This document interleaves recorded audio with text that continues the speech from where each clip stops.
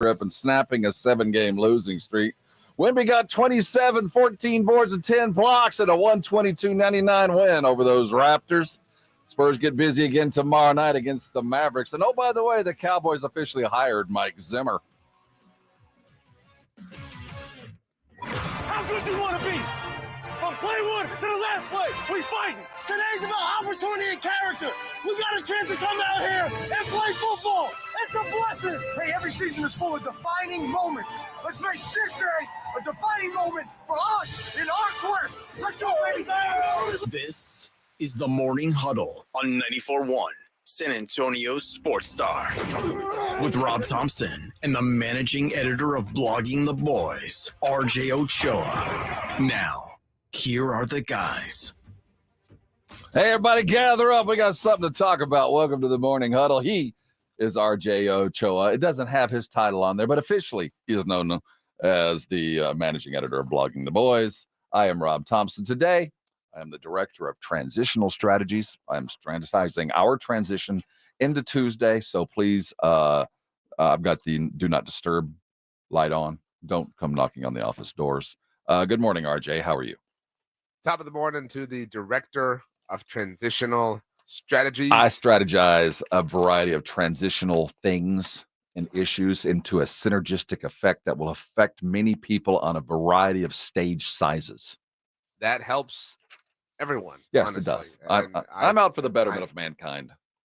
I commend you for contributing to society in that regard. It's very impressive. And kudos to you, Rob. Hey, guess what? What? The Spurs won a basketball game. And boy, I love games like that, and it makes me mad all at the same time. We got a lot to talk about. Wemby was utterly freaking spectacular in every way. It was one of those for the ages kind of basketball games. My mouth was agape. I was sat in stunned silence. RJ, there are times I watch this guy play, and I'm sure that anybody who gets to see him on a regular basis, like us Spurs fans, he does things that nobody's ever done before. Now, individually, everybody's done one of those things, but nobody's done the things that he's done in a row like that. I mean, just 10 blocks, dunk, dribble down, three-point shot, drop a bounce pass, dime for a layup. I mean, the guy, how are we just, well, we got a lot to talk about. That was spectacular last night. It was the ease with which it happened was so unbelievable.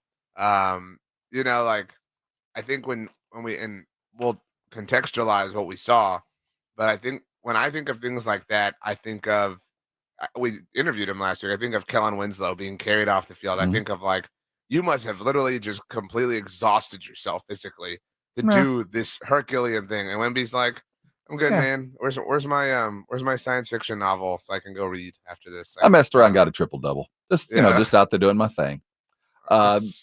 Spectacular game. Now, it was a nice win. We needed it. Man, did we need it.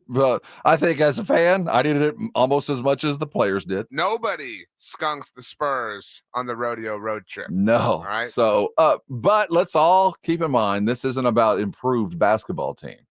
Toronto is actively racing to the bottom as well. In fact, the win did not help us at all in this whole draft derby, if that's indeed what we're doing. And evidently, I hope we are, because Toronto and our placement are right real close. We didn't do ourselves any good last night if we were angling for a guy. I'll say that. But we'll break down the numbers and go through there. I mean, we gotta have some kind of anger, right? It's the Spurs. I can't just wake up and be happy.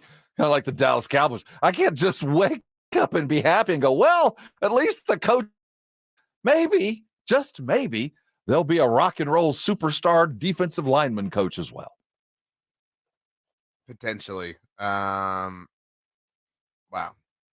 If you don't know what we're talking about, it's possible that we might get Sexy Rexy as the defensive line coach under Zimmer. It's not possible. Oh, please. Can we pray? Is there a candle we can light? It's not possible. Let it go. Don't be that person. Why do you not want this? Please want this. It's not that I don't want this. Okay. It's that, like, if we're dealing in the realms of practicality, It's not happening. Rex Ryan isn't leaving a cushy television job to come be a defensive line coach for the Dallas. Well, I can tell you this. If I'm his boss and I hear the audio of him, he called and asked for another job, he might not have a choice because he ain't that good at the one you got, bro. I think the fact that we're talking about him proves he is good at the one he's got. You think so? Do you like what he does on ESPN? I can't, dude. I'm really excited about Wemby, and I can't believe that I have to now remind people that they're debating between the failed coach who hasn't been in the NFL in 7 years or the failed head coach who hasn't been in the NFL in 3 years. These are these are the heroes that we're standing beside, ready to run into the fields of battle behind. You got to embrace the suck. You got to own this, man. You got to dive in, swim in it. This is so sad and pathetic that what we have been reduced to actually coping ourselves into a belief that this is a good idea. I didn't say it was a good idea. I just say it's an idea that I'm going to enjoy. Then I can sign up for that. But this is all rather sad in my mind.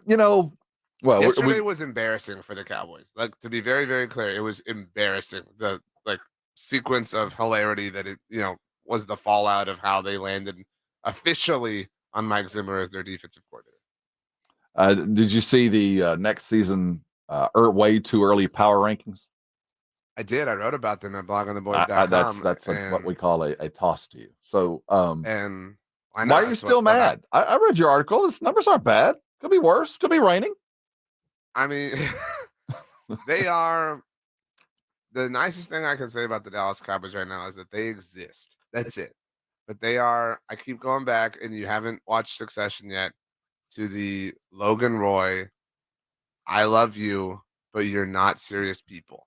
That's who they are. I mean, I love them dearly. I love them more than most things, but they are not serious people, as exemplified by the fact that they couldn't even hire a defensive coordinator in a normal way and insisted on making it this public facade involving a high-level television personality. Also, I mean, I don't think the expression in this situation is people missing the forest for the trees or whatever it is. But, okay, yesterday was so ridiculous with the Adam Schefter discussion on Pat McAfee's show. We have that, by the way. If you break it down to brass tacks, I mean, if you want to play it, we can. I mean, but we'll get to it. It was, again, and in terms of brass tacks, this was one ESPN employee telling another ESPN employee about the job status of an ESPN employee.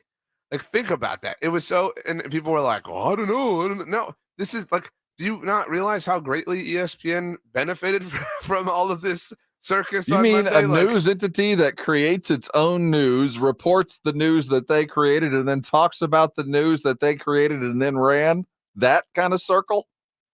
It was just unbelievable that people, I mean, we're the dumbest breed. That's what we are. You could just show us something flashy and we will move and run in that direction. We will take all the free samples. Speaking of, and I'm all about that. Speaking of the dumbest, should we get over this 49ers didn't know the overtime rules? No. Okay. This is what do you mean should we get over it? What? That's the dumb question. What are you talking about? It just appears to me that if this is the reason that we're going to hang on to, I don't buy that that's the reason they lost the game. I don't buy and I don't buy that they didn't know the rules. But what do you mean? Well, even if you don't buy, they I said don't it. Well, no, I should say this. I don't care that the defensive lineman didn't know the rules. He had nothing to do with the outcome of the play. Nothing. Any player out there that says, I didn't know the rules, well, who cares? Now, I get mad at Kyle, but I know that the players, they weren't adequately prepared. What the hell do you care as the outside linebacker, whether we take the ball or not in overtime? And if you did, who cares? You had zero play in the role in the decision-making. The only guy that mattered was Kyle. a lot of people though have noted that the Chiefs players did know and that they I strategized agree. about Now this. that's So, their like, strategy. But even if they did know, if he changed his mind, it's still the coach. I mean, I decided not to, so I don't care what the players thought. I'm gonna stay mad at Kyle for maybe his strategy was wrong, but the fact that the players didn't know doesn't weigh in my mind at all.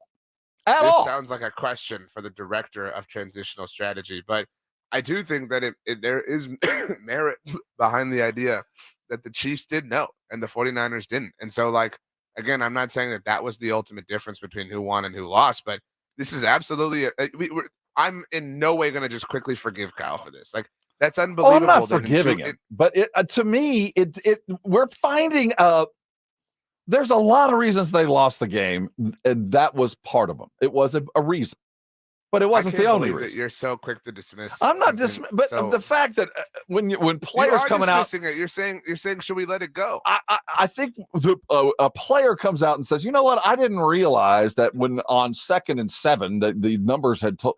The data had told us this. You know, your job is to do what I tell you to do as a player. That's what your job is. I don't think you're. So I wasn't informed that we wanted the ball third. Now I will quibble with the strategy. I won't quibble with the fact that the player didn't know.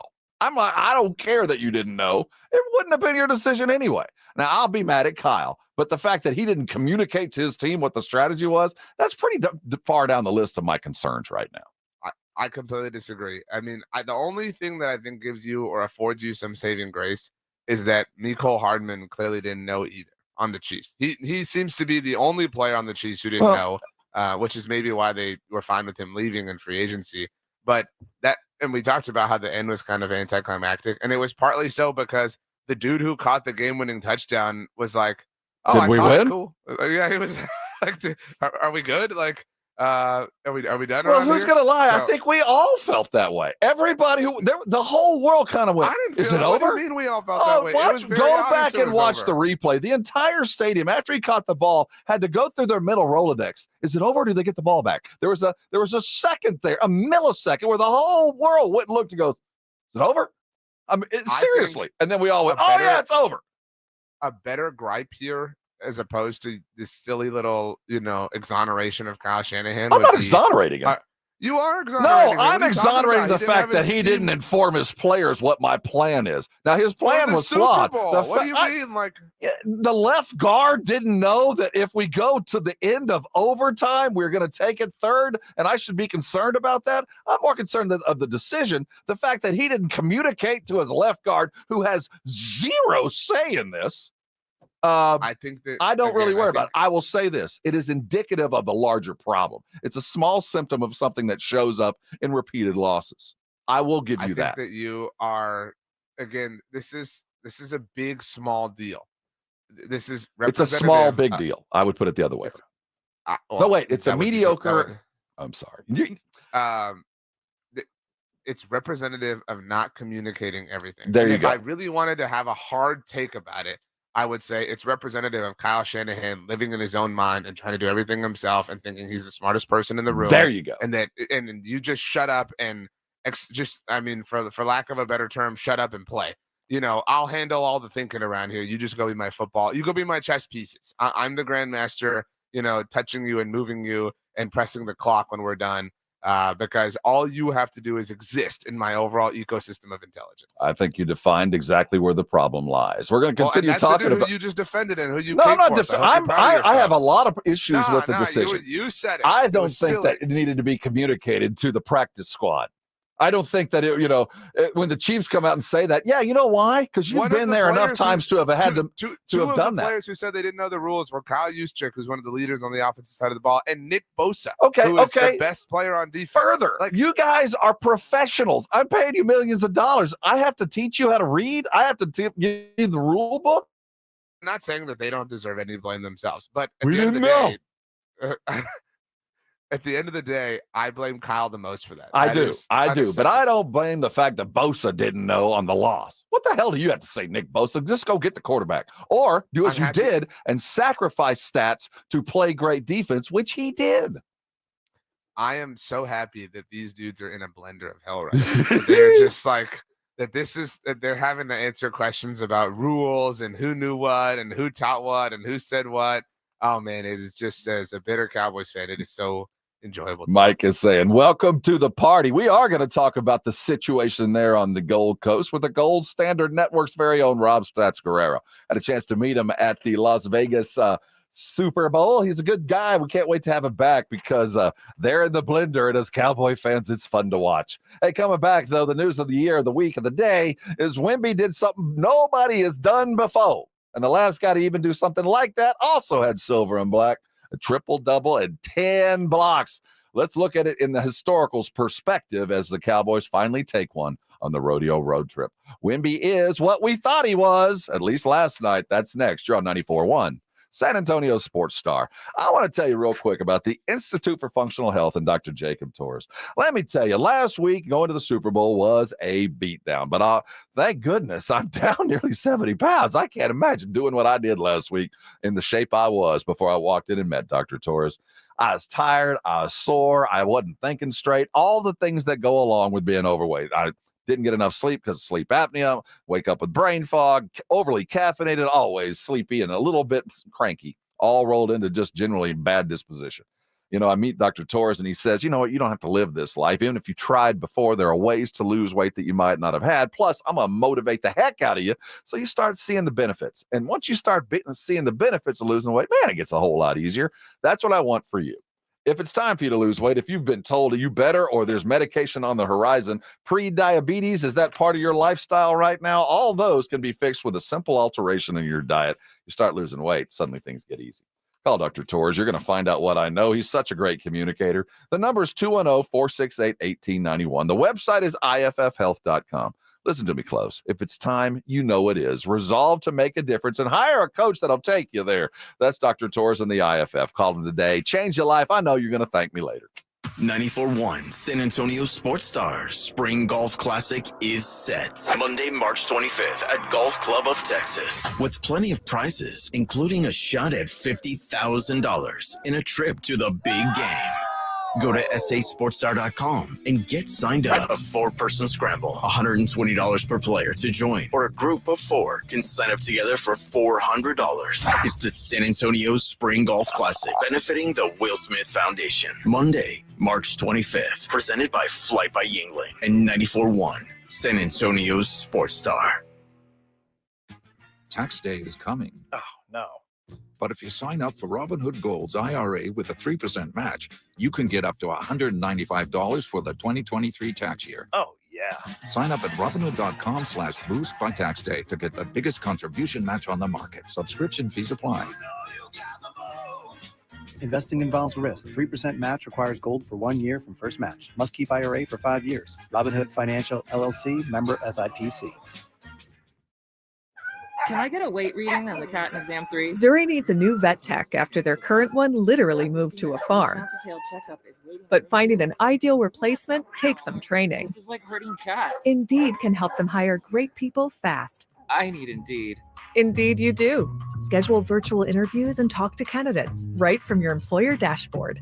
Visit Indeed.com/credit and get $75 towards your first sponsored job. Terms and conditions apply. 1 in 4 car batteries is weak and needs to be replaced. Let our professional parts people test your battery for free at O'Reilly Auto Parts.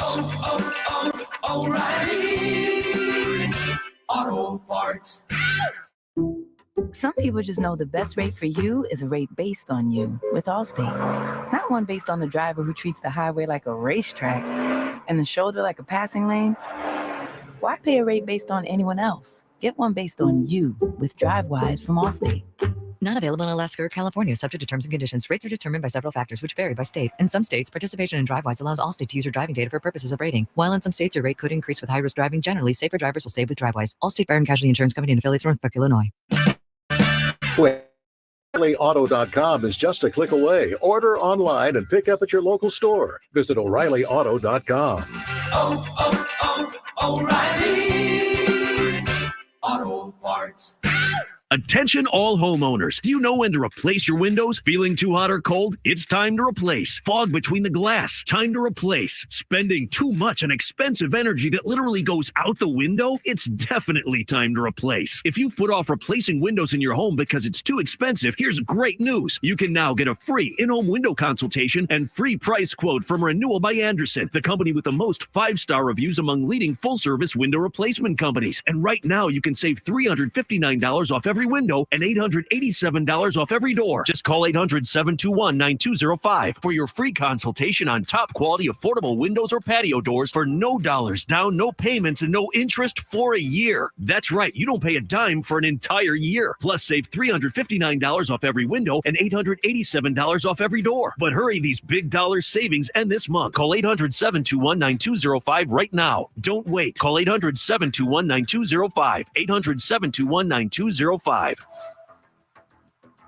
The way the NBA season is going in San Antonio, you need to find a way to add excitement to watching those games. Jason Minix here from The Blitz. The way to do that is by playing at Underdog at Fantasy. Go download the Underdog Fantasy app and start playing the Pick'em game, where you pick between 2 and 5 players from at least 2 different teams. Select whether they will be higher or lower on stats, and if your picks hit, you can win up to 100 times your money. It is fantasy, but legal in Texas. So download the Underdog Fantasy app or go to UnderdogFantasy.com. Sign up, use my promo code STAR, and Underdog will match your first deposit up to $100. Plus, they'll give you a mystery special pick to use on your first pick'em entry. Must be over 18 and present in a state where Underdog Fantasy operates. Terms apply. Concerned with your play? Call 1-800-GAMBLER or visit ncpgambling.org. Again, promo code STAR at UnderdogFantasy.com. This is Andrew Monaco, and the Aggies play here. 94-1, San Antonio's Sports Star. Finger roll layup, no good. Rebound, Dick, follow, blocked by Wemby. That's the 10th block for Victor Wembanyama. Here's Vassell on the left wing, rises up for a 3. Off the back of the rim, no good. Rebound tipped in the corner, Vassell behind the back pass inside. Victor Wembanyama with a slam dunk. The assist of the year. Wow. The great Bill Schoenig of WAI calling what was the best game of Wemby's career. In fact, the best game ever played of anybody of his age, those that are counting stat stuffing as a great game. Triple-double with blocks included. Nobody's done that since the great David Robinson a long time ago. We saw what we had been waiting to see for a long time. Victor was everything we thought he was going to be. That is RJ Ochoa of Blogging the Boys. I am Rob Thompson. If you are watching us live, congratulations. You're one of the cool kids. If you're not, you can join the cool kids. Just go to your YouTube channel. Go to SA Sports Star. We are the Morning Huddle. I am the Director of Transitional Strategies, Rob Thompson. There's one of the greatest lines in television history, RJ, and I'm pretty sure you've seen this one. It's, yo, Omar coming. Look out. Omar coming. That's The Wire. One of the greatest anti-heroes of all time. Wemby looked like Omar last night. Holy cow. This was a masterpiece of a game that you ever see like the machines that paint paintings, and it's like, the machine's like, it's just like it's moving, and then like at the end it's just like it's beautiful. It was that. It was like the most like efficient thing I've ever seen in my life. 27-14-10. What? And I saw, I was making a bowl of cereal because I had a heavy lunch. You know what I mean? So I wasn't, what was your heavy lunch? It was leftover pulled pork. Oh, there you go. So, and I had enough for one more meal, and I didn't want to force it for dinner last night. So I thought, you know what? I'll eat a light dinner. I'll eat it again for lunch on Tuesday. So, gonna be a good day. Yes, it is. Second one in a row. But anyway, so I was pouring my cereal, and I saw Jeff McDonald's tweet that Wemby was on the precipice of an unconventional triple-double. And I'd been monitoring this, but I was like, wait a minute. He got in the time that I'd poured my cereal, I was like, this took off to a different level. And it's amazing how, for something like this, you needed that 10th block. You know what I mean? Like it all would have felt a little bit hollow without it.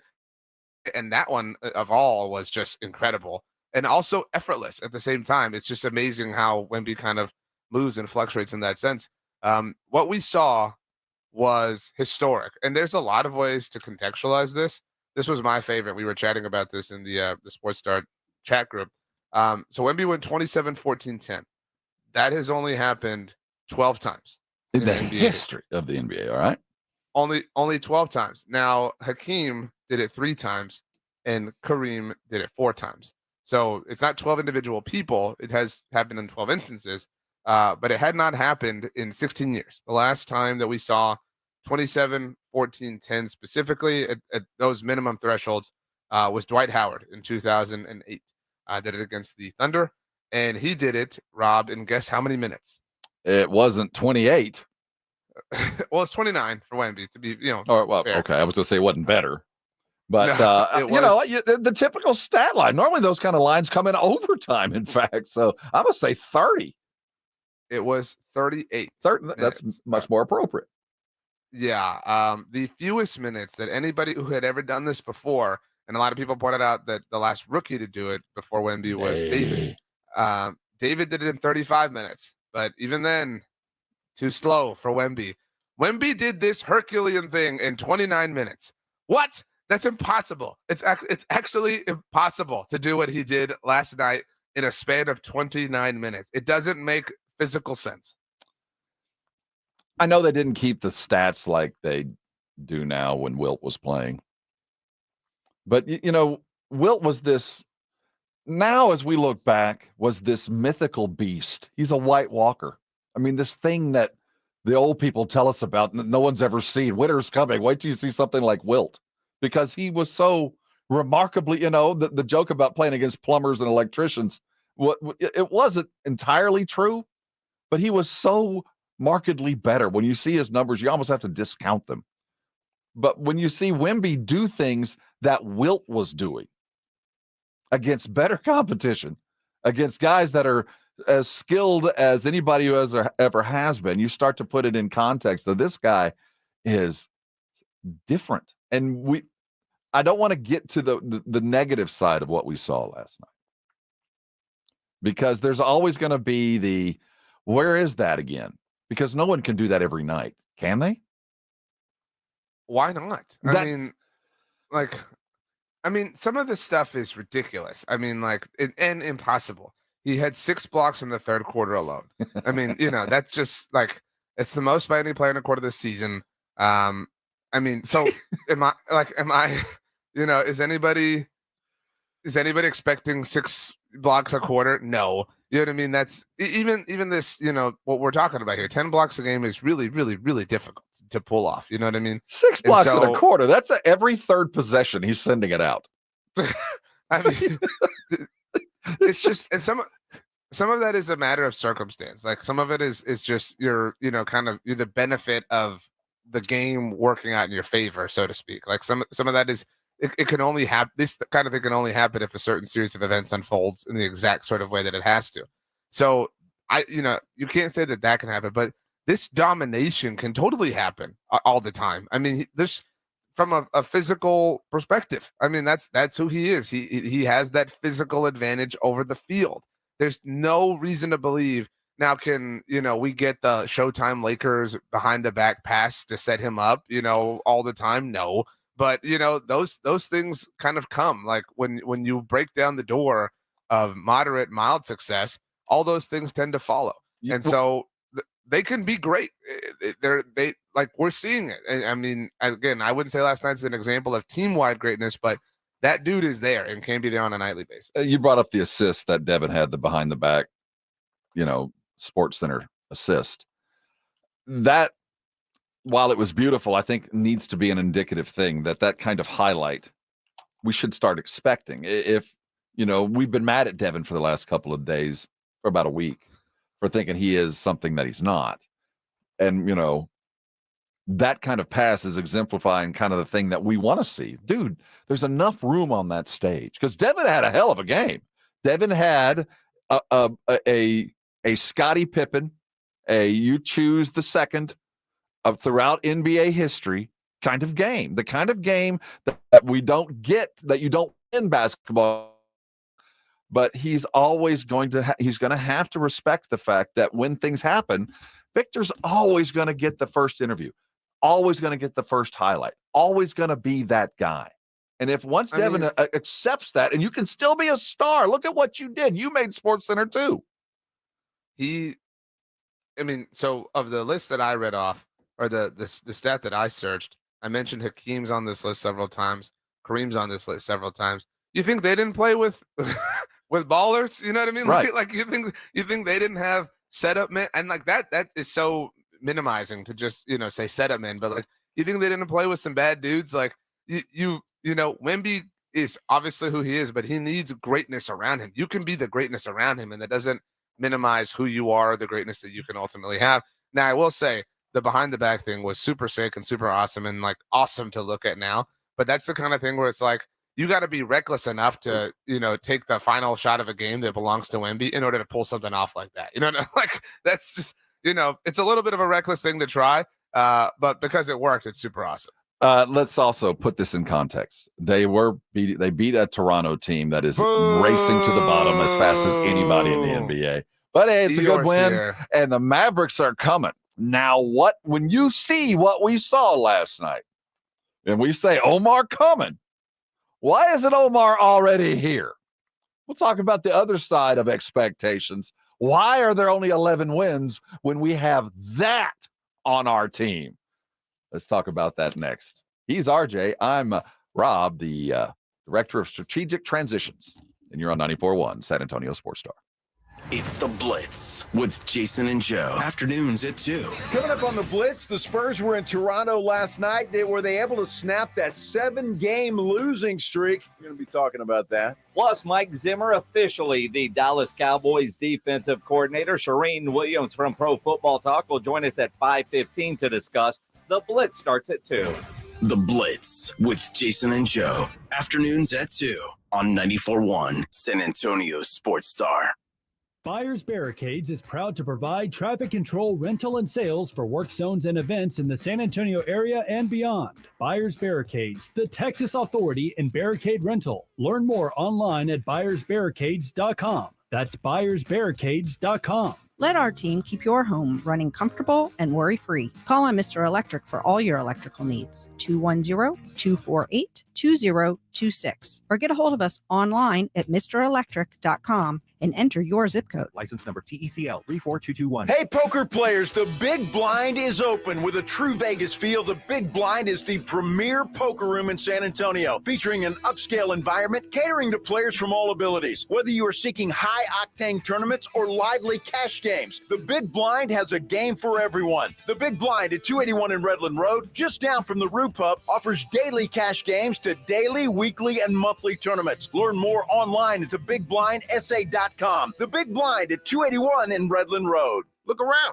You can find cars like these on AutoTrader, like that car right in your tail. Or if you're tailgating right now, all those cars doubling as kitchens and living rooms are on AutoTrader too. Are you working out and listening to this ad at the same time?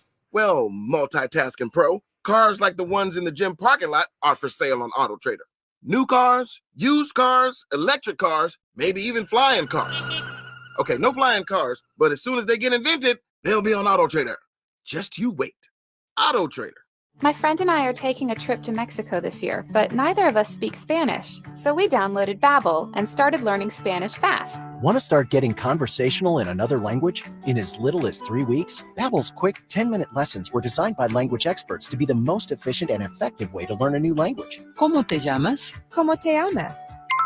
Babbel, language for life. Celebrating 10 million subscriptions sold. Go to Babbel.com and start learning a new language today. That's BABBEL.com. What's wrong, Cupid? Chris, I've lost my mojo. These arrows just don't work like they used to. The facts are people fall in love thanks to Kinetico, not poor old Cupid. You don't say. Oh, absolutely. Look over there. She's got silky smooth hair thanks to a Kinetico water softener. He's got softer skin and cleaner clothes, and now they're all lovey-dovey. Makes me sick. Don't feel bad, Cupid. You still have your bow and arrow. I'll rub it in, Chris. I know a Kinetico runs on kinetic energy like my bow and arrow. There's no computer to break. A Kinetico has it all. This is Chris Canepa with Kinetico in San Antonio in the Hill Country. There's a reason people love their days absolutely free with no contract. Just call 656-PURE. You know, you're right, Chris. I love my Connecticut, too. My diaper has never looked so white. And my wings, oh, I look good. Cupid, you can always come to work for me. You serious, Chris? But you're going to have to wear pants. ConnecticutSA.com.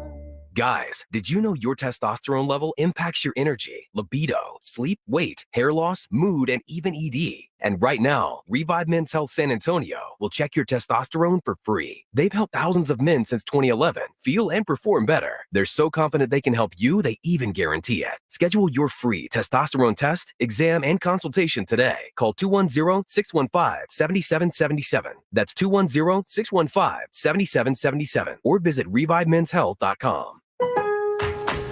At Lowe's, save big every day when you buy in bulk. Save on bulk purchases of select insulation from trusted brands like Green Fiber. Plus, save an extra 5% every day on eligible purchases when you use your Lowe's business credit card. Visit us for the materials you need, because Lowe's knows savings. Lowe's knows pros. Selection varies by location. While supplies last. Discount taken at time of purchase. See sales associate for details. 5% offer subject to credit approval. Exclusions and terms apply. See store at lowes.com/credit for details. U.S. only.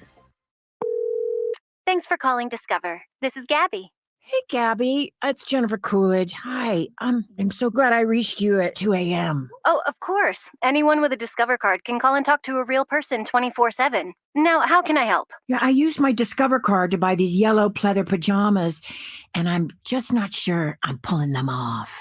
24/7 U.S.-based customer service. It pays to Discover. Limitations apply. Learn more at discover.com/credit card.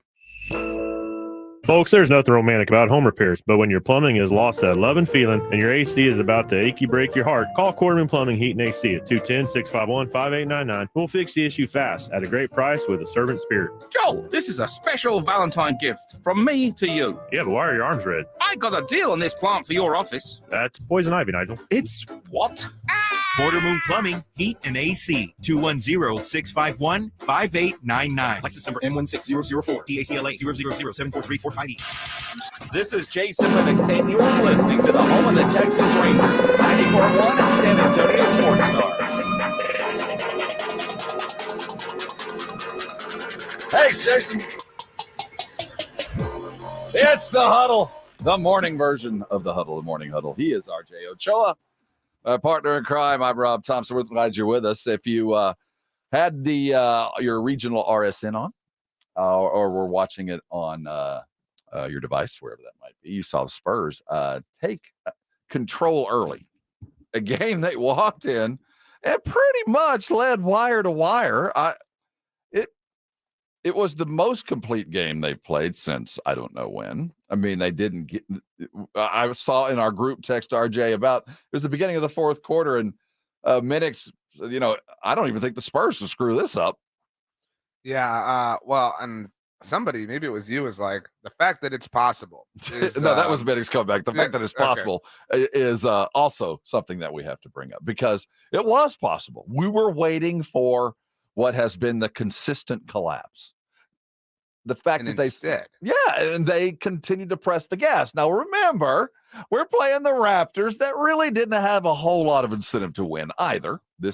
I don't think Drake was there. Maybe he was. They didn't show him. How dare you? So, they weren't showing out. I don't think anybody's mama was playing or in the building last night. So, the Raptors are kind of playing their string out too. But the Spurs, when all talent was equal, when all things were equal, played a 40-minute basketball game. It was nice to break up the monotony of losing, certainly. I think we all were wearing really thin. I think we had a little bit of cabin fever, so to speak, relative to the experience. Now, RJ, I got a question. And you bring it up, we were getting a little tired of waiting. Why, after all this, can we not expect a little bit more of a consistent effort like that? I think that's a fair question. I think that I haven't seen any takes like this across Spurs Twitter, for what it's worth, but I don't think the take should be, see, everything is working out. This is, like, Monday night was a lot of fun, but it was not proof of some sort of grand process that is unfolding, perfectly as has been theorized to do so. As much as I don't want to admit it, it might have just been a matter of Toronto is that bad too, and so the cream that could rise rose to the top, so to speak, throughout the course of the game. Tomorrow will be interesting against Dallas, obviously a hot team in their own right, and I don't know that I don't think the Spurs are at a place where they're able to have measuring stick games. That's a weird and depressing Isn't that thing to sad? think out loud. But I mean, there's a lot of trust they have to earn back, and maybe Monday was one step in that direction, but there's still a long way to go. And I mean, I think if I asked you to pick one of two possible outcomes, and I recognize there are more than two, but if outcome A tomorrow night against the Mavs was what we just saw, similar to, so to speak, and maybe in a losing effort, but that kind of Wemby game, or complete and total regression, complete and total limitation of Wemby, and just going through the motions, I feel like you would say the more likely scenario is the latter. Yes, completely. And that will be frustrating. That will feel that will feel, they are the ultimate, if that happens, obviously, but they feel like the ultimate one step forward, two step backwards kind of operation right now. So last night was a step forward. I think we can all look at, and looking down the minutes. Now, granted, they had control of this game. It was never close. But when I look at what each of the guys that were starters did and what it took for them to get to where they wanted to go, and I look at Trey also had 10 assists in 10 minutes. In just a few, in just about the same amount of minutes, 28 minutes, 10 assists, 7 points, 7 rebounds. I look at what Jeremy Sohan did. Now, we didn't talk about Jeremy last night a lot. There weren't a lot of things to bring up, but it was the kind of game that there's a lot of effort, 6 rebounds, a lot of the assists that Wemby or that Trey took, I think Sohan could have had. I think everybody was good in their role. Malachi Brennan played as good a game as he had in a bit. It was the kind of game that when you see in totality, you go, why isn't it available every night? Pop in pregame kind of addressed some of the stuff that they've been going through. We made light of the fact that prior to getting into Toronto, he talked about his team being tired after Brooklyn. This is Pop again in preparation for the Raptors game before Wemby had his outburst. You go to work. It shouldn't be discouraging. You're making $1 gazillion a year. You travel on private planes. You stay for free in great hotels.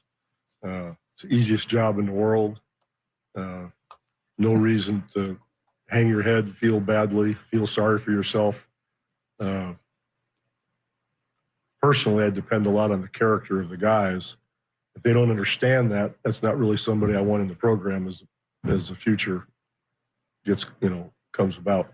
You want people who understand that it's a process. It's a totally, they're the youngest team in the league. And that tells me that there has to be some room. Like, I have to understand if they do have a down night, because losing is not fun, but it cannot linger. And by breakfast the next morning, it's over and you're back to work doing what you're expected to do. And you have to handle that. Luckily, the guys that we have that kind of character, and, shoot arounds. The rare practices that we have are all lively and lots of humor, lots of excitement. And then we go do our best. They go do their best. Greg Popovich pregame before the 29-minute triple-double that Wemby went out and offered. I mean, I'm not trying to be a hater, but right now, all that sounds wonderful because they went out and dominated and Wemby had this unicorn sort of performance. But if they had gotten smoked by 26, which is kind of who they are, that would all just feel right. It would be the exact same empty calories. And so again, I don't want to just be negative, but and I think a lot of most of what Pop said is fair, to be clear. I think the perspective he's offering is valuable for, young professionals. These just happen to be, dudes in the NBA. He's right. I mean, it's a hard job. Obviously, it's a physically demanding job, but it's a life that a lot of people dream about having. And so I think that is really valuable for the grand scheme of life. Ooh, Paul Resendez checks in the Brigade Bar if the 20 assist streak is still going. I need to check. We will pull it up. I'm sure we got 20 between between Victor and Trey Jones. Yeah, it's still. But I want to know. I forget the number. That's what I'm. We're getting close. We are in fact getting close. Hey, coming back as Wemby goes off. The Cowboys continue to sputter. We have a brand new defensive coordinator. Let's talk about Mike Zimmer, faux real. We're gonna have some guests on tomorrow to kind of reflect on where he's been.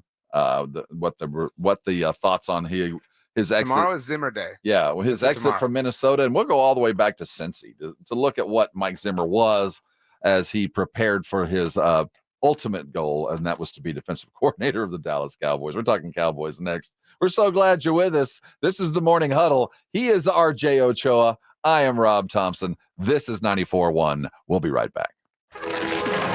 The boys are back from Vegas. Vegas, baby, Vegas! You heard the big game on Sunday, and the boys made it back thanks to AA Best Bail Bonds and presented by Southern Recipe Small Batch Pork Rinds and Synergenics. Next year, it's off to the Big Easy on 94.1 San Antonio's Sports Star.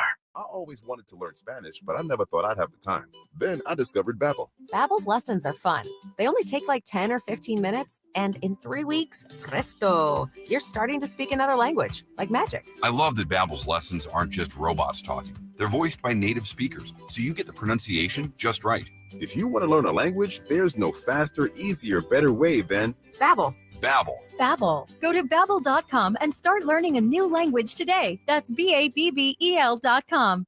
I've always gotten tons of UTIs. Cranberry products never worked for me, and I was desperate for a way to be proactive.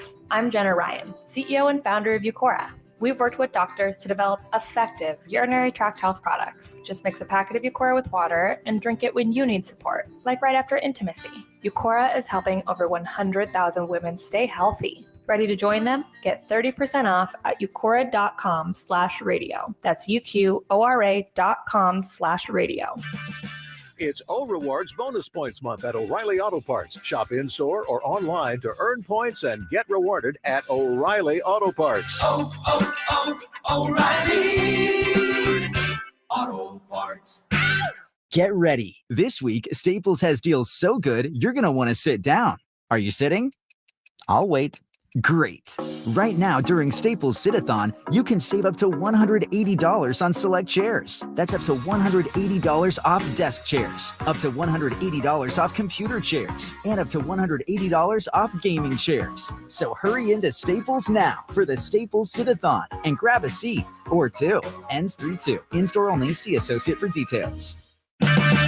1 in 4 car batteries is weak and needs to be replaced. Let our professional parts people test your battery for free at O'Reilly Auto Parts. O'Reilly Auto Parts. This is a special alert to all Americans who own a vehicle with less than 200,000 miles with an auto warranty about to expire or with no warranty coverage at all. Due to a decline in the economy, CarShield is announcing a low-cost month-to-month vehicle protection plan that is now available to the public to save any driver out-of-pocket expenses on future auto repairs. Call now to find out how you can pay almost nothing for covered auto repairs. Yes, you heard that correctly. Pay almost nothing for covered auto repairs. An open phone line has been established for all drivers to call for a free quick quote. Call 800-326-7765 now. Drivers who are covered will not have to pay for covered repairs again. This protection plan is at an all-time low. Additionally, drivers who activate this vehicle protection today will also receive free roadside assistance, free towing, and car rental options at no additional cost. Call us for your free quick quote today. 800-326-7765. That's 800-326-7765. What do you have to lose? Call 800-326-7765. Again, 800-326-7765. Patients everywhere are experiencing joint pain relief thanks to QC Kinetics regenerative treatments. So how does this non-surgical approach work? QC Kinetics Medical Director Dr. Aaron Wolkoff explains. Is like when you get a uppercut and the cells that come onto that scene first stop the bleeding, and then it recruits more cells to form new skin and new soft tissue. And then you look down a week later, 2 weeks later, and it's like nothing happened and that paper cut never existed. In this same way, QC Kinetics uses your natural biologics to help repair and restore aching knees, hips, shoulders, and backs. We take those same similar cells in different areas that are arthritic, are painful, and we cause this kind of internal self-healing that can resolve patients' pain. Relief without surgery. See if you're a candidate for QC Kinetics regenerative treatments. Call QC Kinetics 210-571-0318. That's 210-571-0318. 210-571-0318. Hi, it's Jason Minnick. You're listening to the home of the Aggies, 94.1 San Antonio Sports Star. Thank you, Jason. If you're watching the feed, you would have seen our promotional screen for the golf tournament. March 25th, we are playing at the GTC, the Golf Club of Texas. A good time will be had by all, unless you are not there. We are about a month and a half out. We're well over halfway stocked full. If you want to play, you better go to sasportstar.com. We're fuller now at this point in the registration than we've ever been. Just letting you know. So the best way to sign up, go to sasportstar.com. If there's a foursome, get everybody signed up. If you're on your own, don't worry, we'll find you a group. But the earlier you get in, the easier it'll be for us to find you that exceptional group. Don't sandbag. We'll put you on a team that's appropriate. And again, the team that shoots 37 will win our semi-annual golf tournament. What's the best you ever shot in a scramble, RJ? Honest. Well, there you go. You can't, because there is no honest scramble. Yeah, bunch of liars. And we appreciate that. It's fishing and golf, man. It's not so much what you're doing, it's the stories you get from it. Exactly. If you're not, a lot of people say if you're not lying, you're not trying. But if you're not lying, are you having a good time? Mike Zimmer's the official and now under contract defensive coordinator for your Dallas Cowboys. It was reported, it was expected, but the idea of all these old dudes, the Expendables rounded up for one last ride. I get the sense. Do you feel like Jerry's thinking this way? I think that Jerry is thinking that he just commanded the attention of the world during the Super Bowl. I mean, what we just saw was a masterclass in narcissism with how they pulled this off over the course of the last 5-6 days at this point in time. Look, again, I'm fine with the Mike Zimmer hire in terms of the person or the mind. The process of how we got here was and remains dumb. It was, nepotism, not in a literal sense, but in a, football familial sense. And we'll see. I mean, we'll see how this goes, but I'm not overly confident right now is the best way I would put it. Are you a fan of the original White Men Can't Jump? The Woody Harrelson? I've seen it, actually. Sometimes when you win, you actually lose. Sometimes when you lose, you actually win. The great Rosie Perez. We'll tell you how that applies coming up as we got silver and black on the horizon. Wemby with a triple-double. He messed around last night and went and did it. We'll put it into context in silver and black. This is 94.1 San Antonio Sports Star.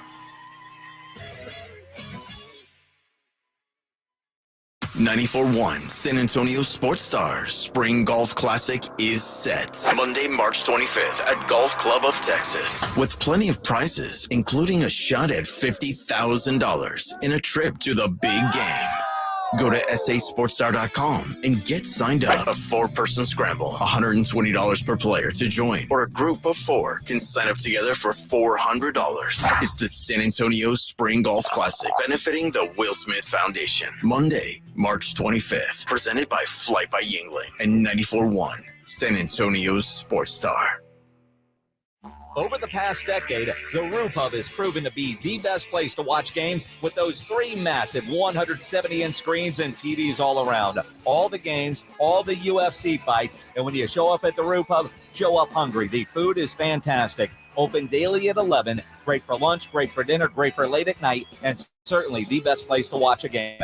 The Roo Pub, and in the same plaza as the Big Blind there at 281 in Redland Road. We'll see you at the Roo. Listen to this station anytime, anywhere on Odyssey. Odyssey is your new audio home for all the music, news, sports, and podcasts that matter to you. Odyssey. That's AUDACY.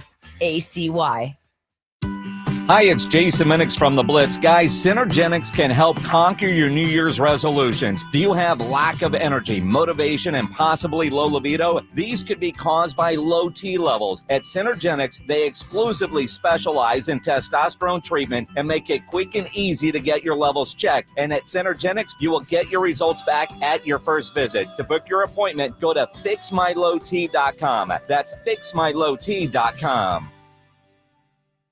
Psst. Hey, Mark, remember, getting help from Progressive is so easy. You can use the mobile app, chat with us online, or call us. And you pick now to tell me. I couldn't miss Little Grace's ballet recital. Oh, thanks for inviting me, by the way. Did I? Because you know I'm always here for you. Yeah. I can use the mobile app if I need help. Sorry, you're in my wife's seat, though? Oh, yeah, I gotta go anyway. Tell Grace she nailed her chassé. Get the help you need from Progressive with our mobile app, online chat, or over the phone. Progressive Casualty Insurance Company, affiliates, and other insurers. Not available in all states. EasyCater presents We've Got Your Back.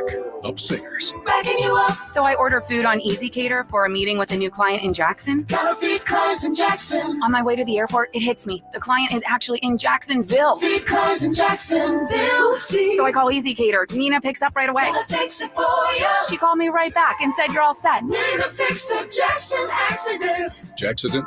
EasyCater has your back with 24/7 support. Order at easycater.com and know. We got your back.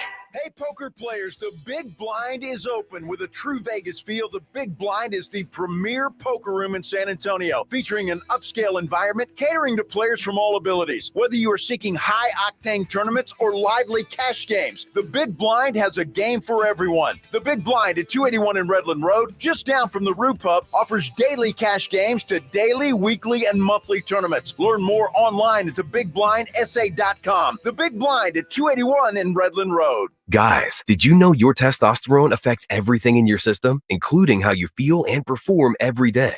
Right now, Revive Men's Health San Antonio will check your testosterone for free. Knowing your T levels is the first step in understanding if you have low T. Your testosterone level impacts your energy, libido, sleep, weight, hair loss, mood, and even ED.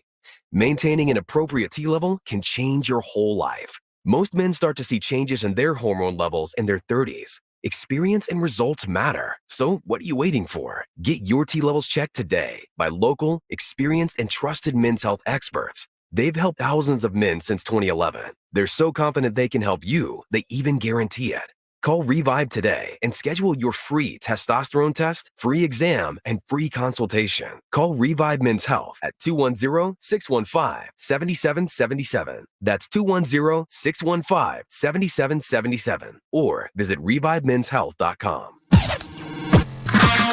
This is Jim Rome. Have a take, don't suck on 94.1 San Antonio Sports Star. KTFM Floresville. San Antonio's Sports Center. In the NBA, the San Antonio Spurs got their first win on the rodeo road trip, snapping a 7-game losing streak. They win 122-99 over the Raptors. Victor Wemby set all kinds of records. 27, 14, and 10 was the line. That's a triple-double. What he did hadn't been done in 20 years. They got the Mavericks next.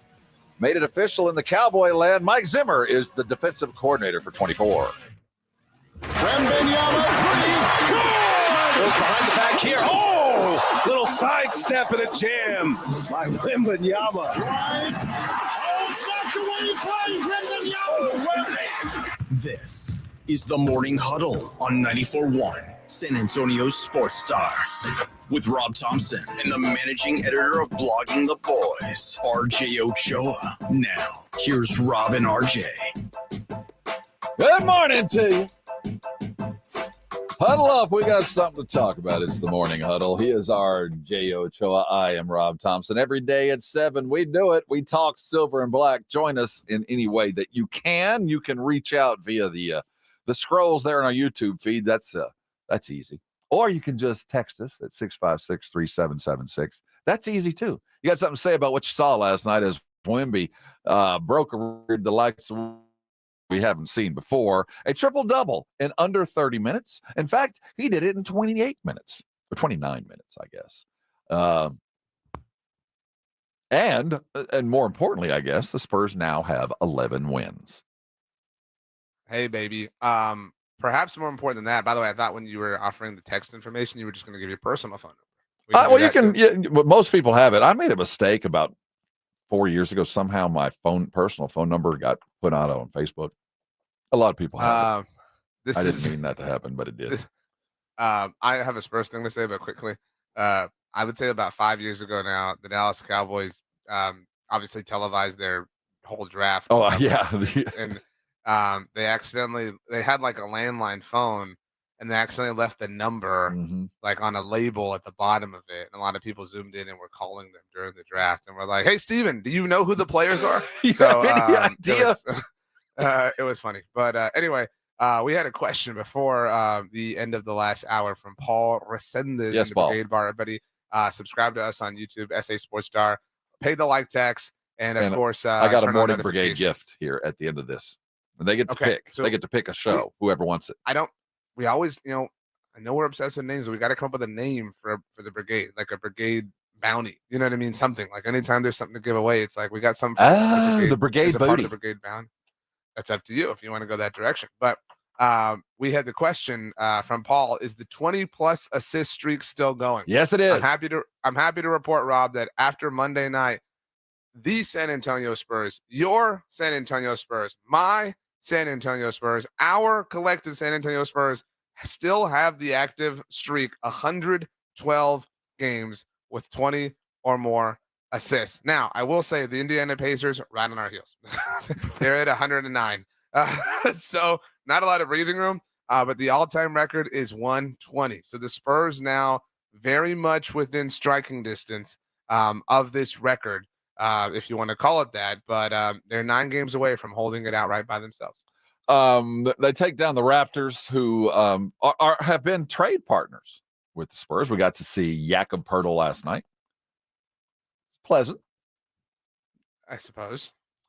But as the Spurs did get that 11th win, I want you to keep in mind that the Spurs and the Raptors are linked in the 2024 draft.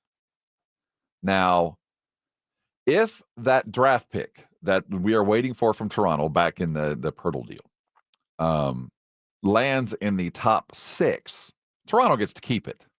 Right. If it's 7 or below, Spurs get to keep it. So of all the teams to beat is the Toronto Raptors. Now, it might not have any play by the end of the season, but we would like to, if we're going to do this, as much as we hate it, you might as well do it well. I don't, win a game here and there. We need, like you said, we needed a little bit of sunshine after a long, rainy week. Well, month. they currently sit 7th. I mean, so we, it wasn't technically damaging. Not you know yet. What I mean, it was as close as you could get. You know what I mean? But according to Tankathon, Spurs currently have the 3rd overall pick. They're the only pick in the top 5 that is not protected, which is just a real indication of being in great space.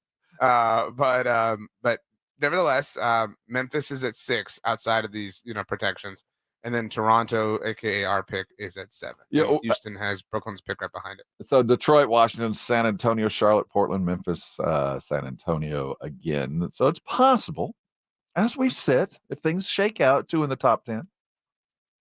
Yeah, possible. I mean, so we need Toronto to keep pace. Don't be any worse than this. But here's the problem. So 2 top 10 picks, that's wonderful. Ask Detroit. It really works out well when you continually draft well. And Pop, we heard him in the previous segment. We'll play it again here in a minute. Talked about this is a young team. And, when you're losing, it's hard to deal with it. But on the other side of things, you're getting paid a whole lot of money and living an easy life while you're dealing with this. So you can't let it linger. You can't let it go. But it is hard to go on. Did you see Wemby's face after there's an ESPN top 10 highlight of him catching that really ridiculously well thrown behind the back assist from Devin Vassell. And the look on his face was one of those that you could tell, like, oh my gosh, it finally feels good to be myself and to win basketball and win a basketball game, doing what I do well. I think that mattered. They needed that. It's just too bad that we have to go so long in between. And I get the sense that there's not always the effort to get that win. It just doesn't feel like we have to. I would push back on that verbiage. So we don't have to go that long in between. Again, and wins is relative, and it's a real sad See, that's reality. The beaten down fan. Wins are relative. No, they're not. They are, though. I mean, like, if you're real with yourself, like, you miss me with this, like, you play to win the game, blah, blah. Like, okay, we can all be straight up about this. We can all be honest with ourselves. We can all be adults about this. Wins are relative at this exact moment in time. But, I mean, competence is not. Like general functional competence is not relative. And that had not been, last night was the first time the Spurs looked competent since when, Rob? Oh, gosh. It's been a week. It's been a week. I would even argue that they didn't necessarily look totally competent against Minnesota. I mean, their run of recent incompetence began with the Washington loss that they blew. I mean, so it had been, and that Washington game was 2 Mondays ago. So, it had been 2 weeks of just incompetence. And that's a heavy word to throw around, but that's what it had been. I mean, it had been a long time since, like, you can lose and again, I want to say we'll tolerate it, but we'll be understanding, like, and this is a weird one to pick, but like when they lost to Philly, even though Joel went off for 71, that was still kind of an impressive loss, what I mean? Or a tolerable loss. And so it had not been like that in this last little run as the rodeo road trip began. Yesterday, as Wemby walked off the court with a triple-double, this is him talking about the game itself. Yeah, I mean, it's a fact, and it's getting harder to block shots as well. So I had to make that extra effort tonight, and because less and less people go at me, in the ring. But yeah, it's intimidation is. I can see it happen. He's talking about guys know when they're in the paint, there's 7-3 plus waiting on you. Now, it's triple-double. He did it in 29 minutes. We have a Spur that got a quadruple-double. And I put it to you, Wemby will have several before his career is done. It's not that far away. A quintuple-double is possible from this guy. In fact, he even kind of joked about the possibility of double digits in 5 boxes. As a second thought, yes. But, I was trying to win first. But, yeah, almost got a quintuple-double with turnovers. So. It's possible. You fill in every box. Maybe not the one you want. I mean, the quadruple feels well within reach. No, but that's what I'm saying. Like, I wouldn't be shocked if it happens before the season. Yeah, an assist, 10 assist game from Victor will not be that difficult. Right. But the quintuple is so difficult because the quintuple involves the blocks or in all likelihood, obviously. And it's so dependent on things that are, I don't want to say out of your control, but the game has to flow a certain way. You know what I mean? Like if it doesn't, then that particular element, that particular leg is a little bit more difficult to achieve. The other things are way more controllable, if that makes sense. Post game, obviously joyous because of the win. He talked about what was the difference between the teams on a cold Tuesday night or a cold Monday night or in Toronto. For some reason, we felt great today. Had some great rhythm, started the game strong, and I don't know. I guess it's just the NBA. We got ups and downs in terms of shape, and today was an up day. It was an up day. That's a great line. Up day. You ever do the old like it smells like up dog in here? What? What's up, dog? I think as I woke up this morning, I watched the 10-minute synopsis on the YouTube feed just to kind of refresh what I watched last night. And what struck me was they're playing 4-on-5 on offense. Julian Champagny is he's a functionality. I get where we are. I'm not mad at him. I mean, he is what he is. And that alone, knowing that you're playing 4-on-5 and you're still trying to figure out other positions, it was a testament last night to the three kids to do what they did. Because Devin did exactly he played the kind of game that we know he's capable of on a regular basis. I love the call. He touched net a lot of times. Had a nice open shot. Nothing was out of rhythm. He was a willing passer. And he went and did the kind of things that make you an all-star, but not a superstar. Sure. You know what I mean? And I think Devin had to have that mindset for at least a year. He had to be the superstar for them to get anything. And I think if you realize, and what Pop has been slow rolling on this was, if you will realize that there's gaps to fill, and that will get you all the pay that you ever thought, all the glory that you ever wanted, if you'll just fill those gaps, you will be a self-actualized superstar. You don't have to be the guy that has to take the shot. We want you the guy that can take the shot, but nobody's going to have, you don't have to be the guy that when there's 3 seconds to go and Pop's drawing up a play and we go, we got to stop Devin. No, the lucky thing is you're not that guy. Live that good life. Be the guy that's the second option. Make the shot.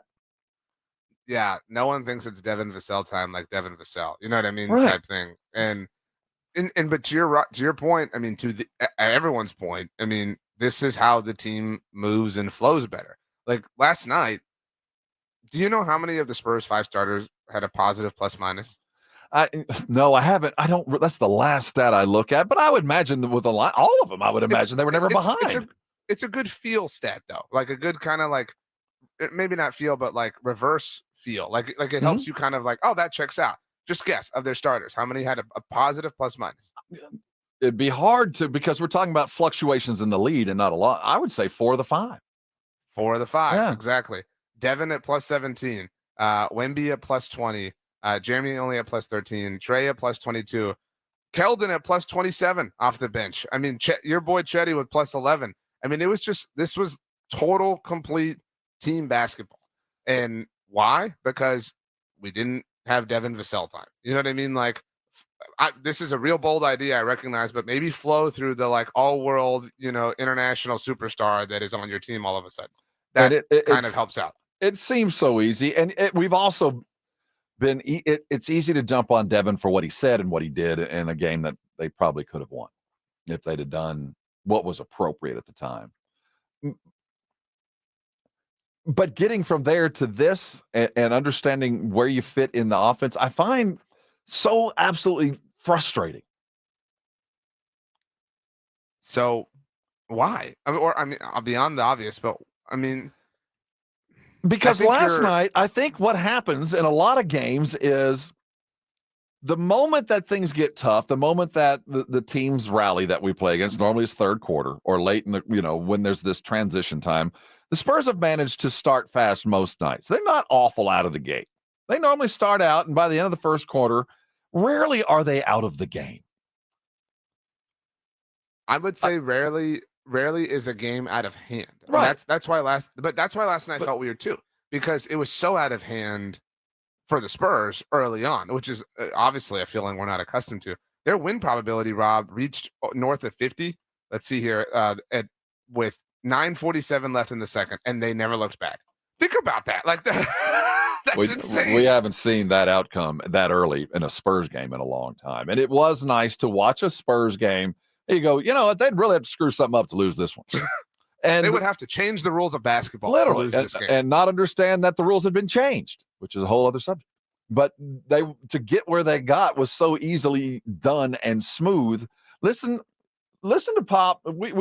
This is Pop pregame talking about the life on the road with a young team. Keep in mind, we are chasing 2 more young players. We're already young, and the goal of this season is to actually, it appears, get younger. Listen to this. You go to work. It shouldn't be discouraging. You're making $1 gazillion a year. You travel on private planes. You stay for free in great hotels. It's the easiest job in the world. No reason to hang your head, feel badly, feel sorry for yourself.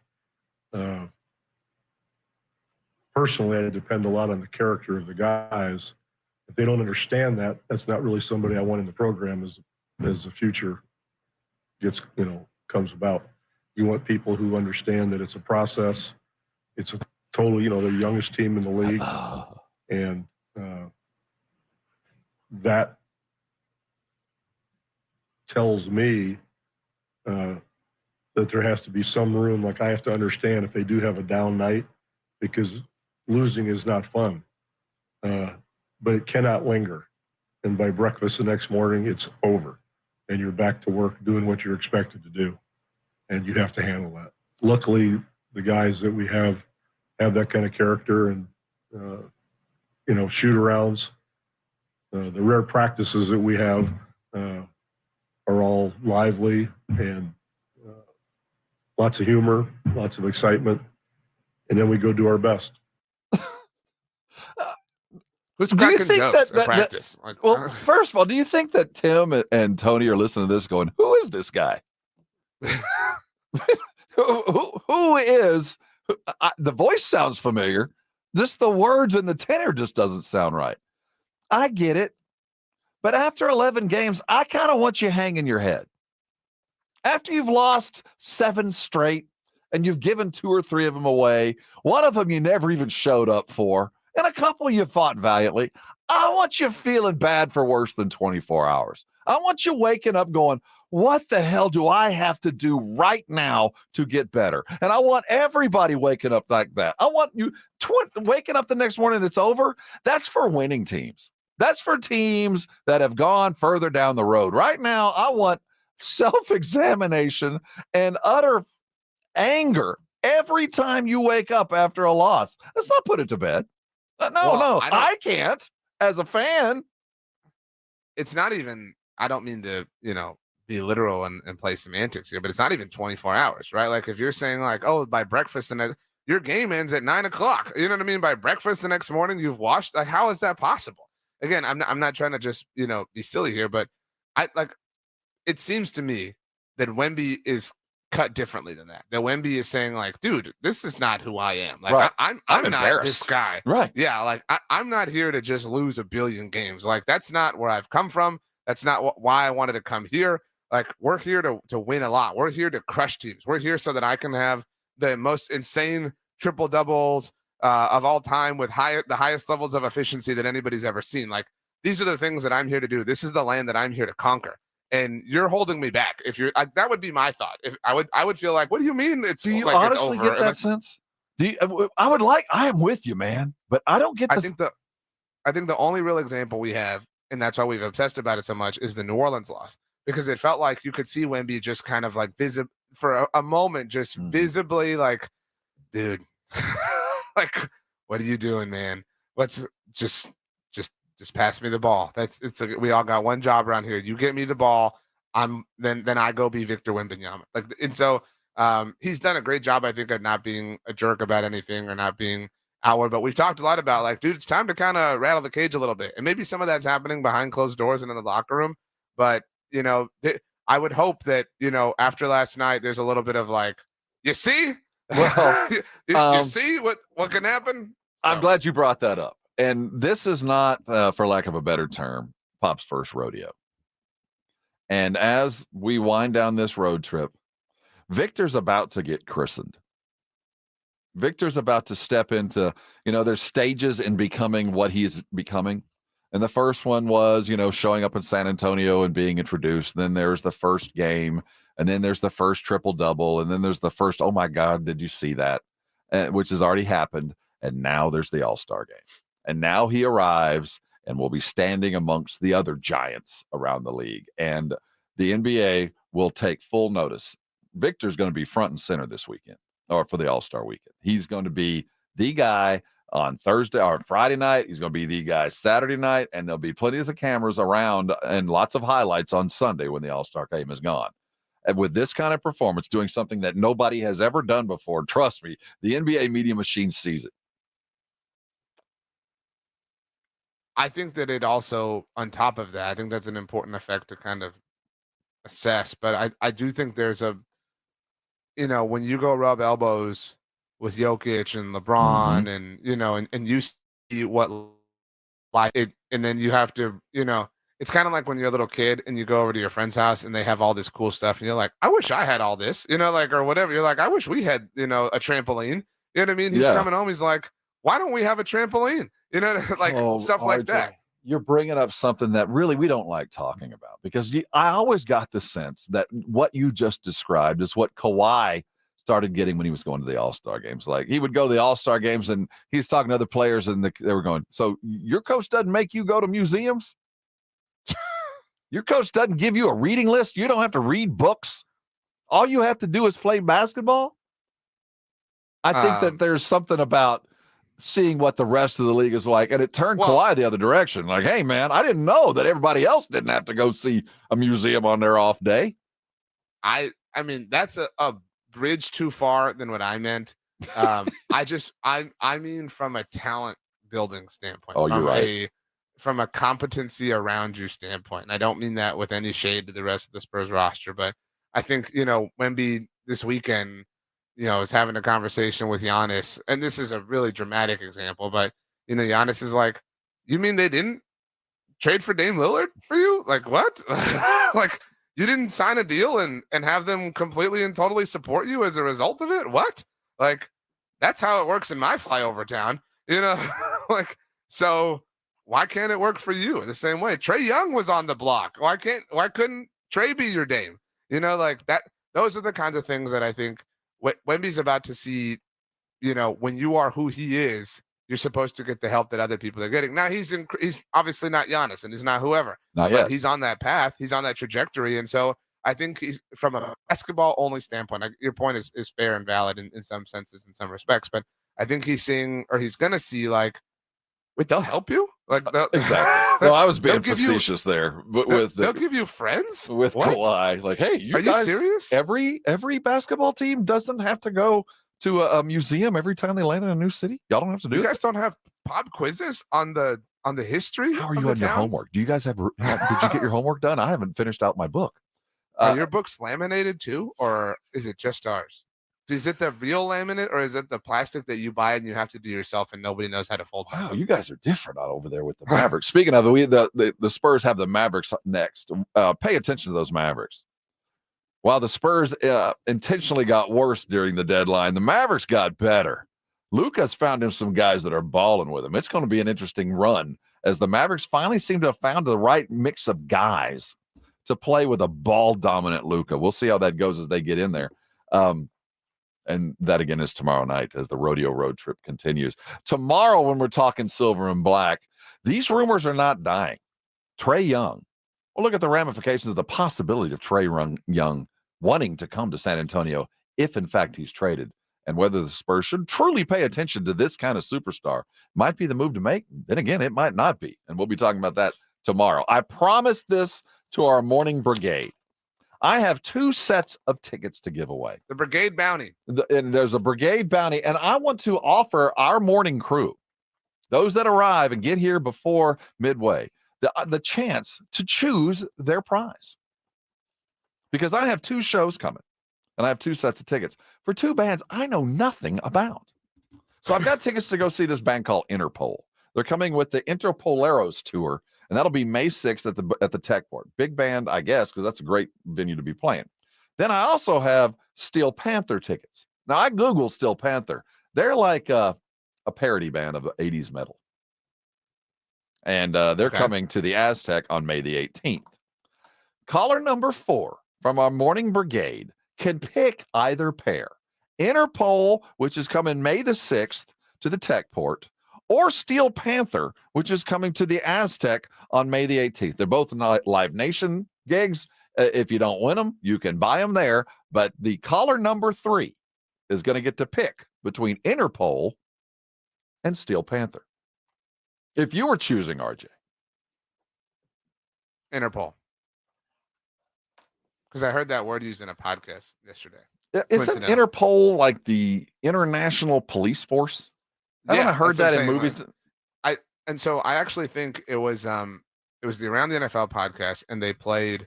I don't know if you remember on Sunday there were two. I don't know if they were streakers, but two fans who ran on the field during the Super Bowl, and they played Kevin Harlan, the great Kevin Harlan's call. He has the very famous "the guy is drunk," call. And so Kevin Harlan, I believe, referred to these two people as members of Interpol. Well, you have it. The other one, the Steel Panther, is, I think, just like Spinal Tap, if you're curious. Caller number 3, get on the phones right now, 656-3776. That's the number to dial. If you're caller number 3, you get to pick Interpol or Steel Panther. The one that's left over will be given away to those evening types. And evening, by my standard, is anything after 9 o'clock in the morning.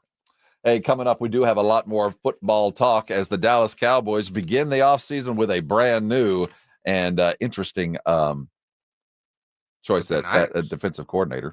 But we got a guy to talk to. Coming up, Rob Stats Guerrera of the Gold Standard Network, good friend of the show. He covers the 49ers like none other, and boy, oh boy, are they in the blender. We'll talk about the ramifications of another Super Bowl loss for the 49ers with Rob Stats Guerrera next. Stay here, because this is where the cool kids are. You're on 94.1 San Antonio Sports Star. It's The Blitz with Jason and Joe. Afternoons at 2. Coming up on The Blitz, the Spurs were in Toronto last night. Were they able to snap that 7-game losing streak? We're going to be talking about that. Plus, Mike Zimmer, officially the Dallas Cowboys defensive coordinator. Shireen Williams from Pro Football Talk will join us at 5:15 to discuss. The Blitz starts at 2.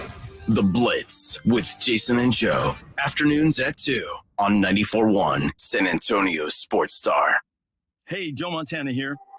Back in my football days, I knew the importance of a strong defense. Now I'm sharing how you can help defend your health against pneumococcal pneumonia, a bacterial lung disease that can be life-threatening.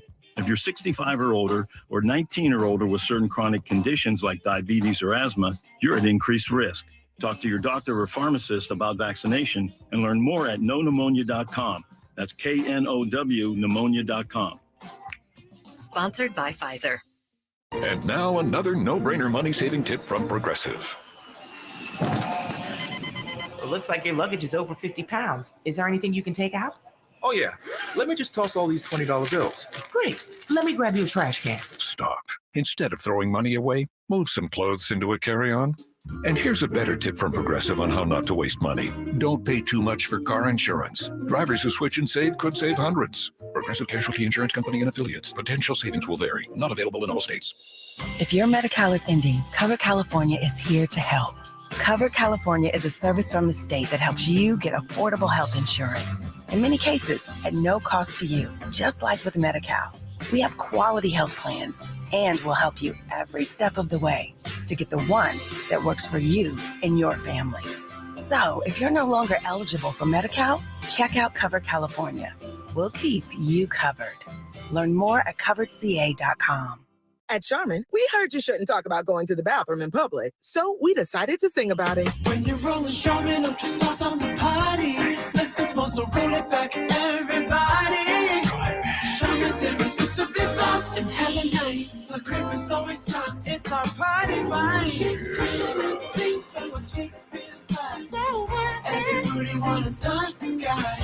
Charmin Ultra Soft is irresistibly soft and more absorbent, so you can use less. Enjoy the go with Charmin. Hormones can affect everything. Bad skin, bad hair, low energy, poor sleep, brain fogginess, libido, and weight gain. I'm Dr. Torres at the Institute for Functional Health, and we take a functional approach to your hormone problems. Eating right and exercise will not be beneficial without optimal hormone function. This goes for men and women. We do state-of-the-art testing to get to the root of your hormone issues and help you get well and stay well. I'm Dr. Torres at the Institute for Functional Health. We can help. 210-468-1891. Listen to this station anytime, anywhere on Odyssey. Odyssey is your new audio home for all the music, news, sports, and podcasts that matter to you. Odyssey. That's AUDACY.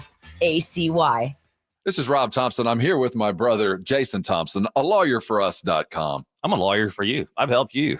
Yes, he has, and many others here in San Antonio. And that's why I'm so glad I get a chance to talk to you today about what happens when you get into an accident. It's overwhelming for everybody involved. You have this paralysis of what to do next, who to talk to, how do you get medical care, or you're in the hospital and who's going to pay for this? It's this swirl of anxiety, and many times it's even worse than the injury itself. You have to help people through that situation. And I tell every client the same thing. Don't worry. I've got this. I will take care of this. Just worry about your family. Just worry about getting healthy. If I can and maximize your recovery, you stay in business, you keep clients. And for 30 years, I've kept every client I've ever had. I don't lose clients. I represent their family and friends because that's how seriously I take my job. A lawyerforus.com. You can find him at 210-900-0400. That's 210-900-0400. Jason Thompson, a lawyerforus.com.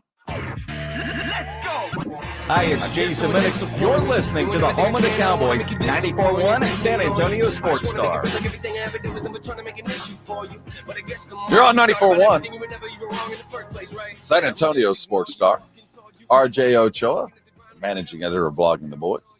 I am the director of transitional strategies, Rob Thompson. He is the managing editor, an all-around guy with the, let me make sure we get this right because he's a good dude. Rob Stats Guerrera with the Gold Standard Network. Had a good chance to hang out with him last week. Met him face-to-face for the first time. Been on the show many times. Good friend, and we're glad you're here. Good morning, sir. Well, it's a morning. I don't know how good it is. Hey, welcome to the party, man. We've been in this purgatory for years. Rob, first of all, great to meet you. A great pleasure to get to know someone who is inside the game as anybody. What's the general attitude from 49er fan? You know, it's not blow it up, but obviously there's anger. 100% there's anger. I mean, the attitude is that the season was a failure, and it was. And there's simply no other way to look at it. This entire year was about getting back to the NFC Championship game. They felt like they didn't get a chance to play in the year before, winning it and winning a championship. And they failed again. And everything that 49er fans want to sit there and talk about Cowboy fans and joke about how Dallas always chokes in a big moment. So that's true. But the 49ers are right there with them right now. We're going on 30 years now without a championship, and they've earned this label. And there were a lot of Cowboys fans in our chats and our live broadcasts on the Gold Standard Network laughing at the 49ers, and they've earned it. And that's inescapable. Stats, I would just remind you that the Niners Super Bowl drought is longer than the Cowboys. But I mean, you know, if you kick a man when he's down. Come on. And whatnot. Kyle Shanahan feels like the face of it all. I watched your post-game show with Levin, and I know you guys kind of came at Steve Wilkes a little bit, but I know you did that show before the story about the Niners not necessarily knowing the overtime rules really blew up. But it feels like Shanahan is this feels different than the last one where maybe Jimmy Garoppolo took a lot of the blame for that, and obviously the missed throw to Emmanuel Sanders. It feels like Kyle Shanahan is the face for this failure right now. He certainly wears a lot of it. Now, I will point out that, you know, Mecole Hardman, the guy that caught the game-winning touchdown, didn't know that the game was over. So it's not like everyone on the Chiefs knew the rule either. But I think that what 49er fans have to accept now, you know, for so long it was, well, Jimmy Garoppolo stinks. That was the refrain in 2019. And then 2020, they got horribly injured, so that's why they didn't do it. And in 2021, Jaquiski Tartt dropped the interception, but we were still the best team. And then in 2022, all our quarterbacks got hurt. Now that's over. Like, that fiction is over now. They just have to accept the reality that they were not good enough. We had to wait 4 years for the reality to set in that Patrick Mahomes and the Chiefs were just better. And it wasn't that the 49ers got screwed or anything like that. They just weren't good enough. They simply failed. He is Stats Guerrera of the Gold Standard Network right here on San Antonio Sports Star.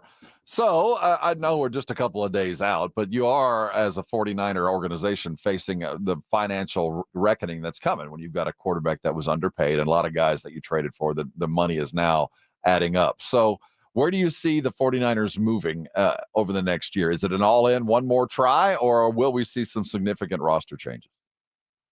I'm not really sure how much they can do because they've already started kicking the can down the road. They restructured Eric Armstead last year. They restructured Christian McCaffrey. They restructured George Kittle. So they've already kind of locked themselves into things the way they are. Now, fortunately, they still have a very good roster. But I don't really know what kind of big moves can be made. I think the changes that are going to have to come are the draft, which the 49ers have. I think they're going to have around 10 or 11 draft picks when you add up all the compensatory picks that they're going to get. So they'll be able to replenish things a little bit there. But, I don't think that they're going to be able to make any sort of big free agent moves. The quarterback situation is settled for the first time in a long time. So as frustrating as it is, I think the only really big move they could make is changing the defensive coordinator, and I'm not really sure if that's going to happen. Stats. So you're right. Javon Hargrave was kind of an exception to what you're saying, will be the free agency approach this season in terms of what happened last year. We were talking about this, obviously, have been over the course of the last, whatever, it's been 36 hours. And you said something to me and our friend about how even if they return and win the Super Bowl next year, that it might not feel like enough, that it just, and I have to imagine as you watch the Chiefs be celebrated as this dynasty, you talked about obviously the 2 title games in between the Super Bowl appearances. Like, you don't have to move a lot of goalposts to create a world where the Niners are being talked about like that. Like, it does kind of feel like even if they somehow get back and do it next year, that it will still be a failure in terms of the potential of the era. Yeah, I tweeted out that even if they somehow happen to win it next year, which I don't know how anybody could pick them to win it next year, look, like I've been here for the losses, right? 1 Super Bowl win compared to 3 Super Bowl losses. I don't know. Maybe it's just too raw for me right now, but I don't know that necessarily erases things for me. It just doesn't. Like, this pain is real. It hurts. I thought they had the better team every single year, and they lost all 3 of those Super Bowls. And maybe I'll feel differently a year removed from this and with another season under the belt and big moments and stuff like that. But a lot of people didn't like it, but I stand by it, man. I'm not quite sure that just 1 Super Bowl win makes it all go away. And that's the worst part, because that's the hope, right? Because if I don't have the hope for that, then what am I doing here watching these games? But that's how I feel right now. You're not alone, no matter the color you choose. The Stats Guerrera joins us. Were there any signs that this was coming? Looking back at previous games and looking at some of the decisions that were made, can you see in the past what actually turned out, or was what happened just an utter shock? Well, I think when you go back and you look at the season as a whole, I think what you can say is the 49ers peaked after the Eagles game. I think that was when they were at their absolute best. And we kept waiting for it all year for them to get back to that and play that way. And we ultimately never saw it again. Obviously they had some good comeback wins in the playoffs, but they were never quite the wrecking ball that we saw earlier in the year. They never had a game where the offense and the defense played at their best. They got one or the other, and a lot of times that was good enough to win, but they never got a complete game, and they never got a complete game from both sides of the ball, unfortunately, because when they were playing at that level, I thought they were unbeatable, but it's hard to play at that level all the time, and it's harder to do it when your best is needed. Stats, I mentioned that you and Levin noted that Shanahan and Wilkes deserved a lot of the blame, and you also mentioned that, I mean, a difficult reality to accept is just that the Chiefs were the better team. But if you had to isolate players on the roster who you do blame, who are they? Well, I think that's a good question. Honestly, I don't want to say blame, but I think the injury to Dre Greenlaw was massive in the game. Greenlaw and Warner were doing an incredible job of eliminating Travis Kelce from the game. I think he had 1 catch on 1 target when Dre Greenlaw was in the game. And when he went down with about 9 minutes to go in the second quarter, that completely changed things for the 49ers, especially because Greenlaw is one of those people that really provides a boost to the defense. He's the most physical part of their defense. And I think that while the Niners defense held up reasonably well for most of the game, I just couldn't help but thinking, Greenlaw is that guy that could make that one play that maybe shifted things in the Niners' favor, like he did against earlier in the playoffs when he had his interception. So I think they really, really missed him. I think that was probably the biggest thing from an individual player standpoint. He is the director of the Gold Coast Network. They cover the 49ers, and they're going through turmoil, the likes which most teams are today. But you are coming back at it with a lot of talent. When I look at problems and how you fix them, I was taught a long time ago, I look at 3 parts: people, process, and technology. The technology we'll put in for game plan. Is there anything about what Shanahan does that he needs to change? Getting away from the running game. So many coaches and OCs get in trouble for that, but he did too. Is there anything about the scheme that you look at and go, this is just not going to win a championship? I wouldn't say the scheme. I think the scheme is okay. I think what hurts the Niners is Kyle Shanahan's game management. Quite frankly, he stinks at it. It's not just that he doesn't excel, he's bad at it. He didn't take his timeout at the end of the first half to give his team a chance to score, right? He was totally happy going into the locker room at 7-3. Like that was fine with him, or 10-3, I should say. He didn't do that, right? He gets away from the running game, right? He thinks that if it's 2nd and 10, that's a passing down. And that's what happened to the 49ers is they would throw an incompletion on first down, and then he would go, oh, no, we have to pass again. And then if it would be incomplete on 2nd down, now you're in 3rd and long, and now you have to pass again. So just like that thought process, I think, is a little broken. And, I mean, taking the ball first in overtime, I thought was a ridiculous choice. And, of course, getting conservative on 4th downs.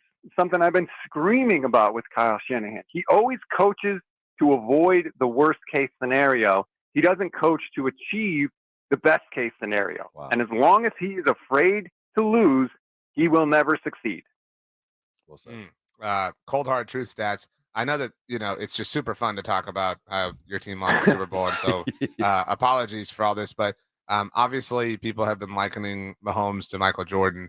And we're going to do something later where if the Chiefs are, in fact, the 90s Bulls, kind of figuring out who everybody else is in that puzzle. But you're a sports historian. I mean, you didn't earn the nickname Stats for no reason. So that being said, who are the Niners if the Chiefs are, in fact, the 90s Bulls? I think the Niners are a less likable Phil Mickelson. Because I think the Chiefs Oh, wow. I think the Chiefs are Tiger Woods, really. Like Tiger Woods, a lot of golfers would have had Hall of Fame careers if not for Tiger Woods winning like every tournament he ever entered into. And so the thing with Phil Mickelson was everyone was like, oh, he hasn't won the big one yet, but they really liked him as a person. The 49ers are not likable in a lot of ways, right? People thought they complained after the NFC Championship game. They've kind of acted like the uncrowned champion a little bit. And so they're not likable. Kyle Shanahan can be kind of a jerk sometimes. And so that's who they are. I think they're a less likable Phil Mickelson because they haven't gotten it done because of, just one thing, really, Tiger Woods mostly for Phil. And I don't know that they ever will. I really don't. I don't think that I think there's a legitimate possibility that this run is at its end. You can't keep running it back every year. And they are going to go down with the Bills and the Vikings and Andy Reid's Eagles of the best teams to never win a championship. So if that's, you're kind of locked in financially, Purdy's going to get paid somehow. Is there going to be a victim? Is there going to be someone that has to pay? Is Wilkes going to suffer? Is there going to be a change somewhere just to appease those or to fix whatever problems that are seen, at least on the inside? Well, the problem with Wilkes is who are you going to get? Right. The coaching carousel has kind of played out already. I mean, if I were the 49ers, honestly, I don't think it would ever happen, but you owe it to yourself to make a phone call to Bill Belichick. Hey, Bill, any chance, for 1 year, you're not doing anything, you're not going to get a head coaching job. Would you consider being a defensive coordinator? Kyle and Bill have a good relationship. Kyle clearly respects Bill Belichick. How could you not? I think that Belichick, honestly, could probably help Kyle Shanahan with some of his game management problems because that's something that Belichick has excelled at. But other than that, I'm not really sure what else you can do. And I'll say this. I'm not 100% sure I would give $50 million to Brock Purdy. Well, I mean, you have a year. That's actually Stats is the percentage you think of Kirk, because Kirk is the apple of Kyle's eye, obviously, and he's available this offseason. I mean, what is the likelihood of San Francisco, in your estimation, exploring a change of quarterback now? Because it's not like Brock Purdy's on the books for anything significant, at this moment in time, and you haven't handed out that contract yet. 0%. Because I think that Brock Purdy gives you everything that Kirk Cousins gives you, and he's way cheaper and he's more mobile. Like Kirk Cousins is known for standing in the pocket, diagnosing a defense before a play, and making a strong throw to get the ball in there. But Kirk doesn't have the ability to execute things outside of the structure of the offense when things break down So I don't think that Kirk Cousins is a viable option for the 49ers, and I'm certainly happy to play things out next year with Brock Purdy, who, like you said, is going to be super cheap.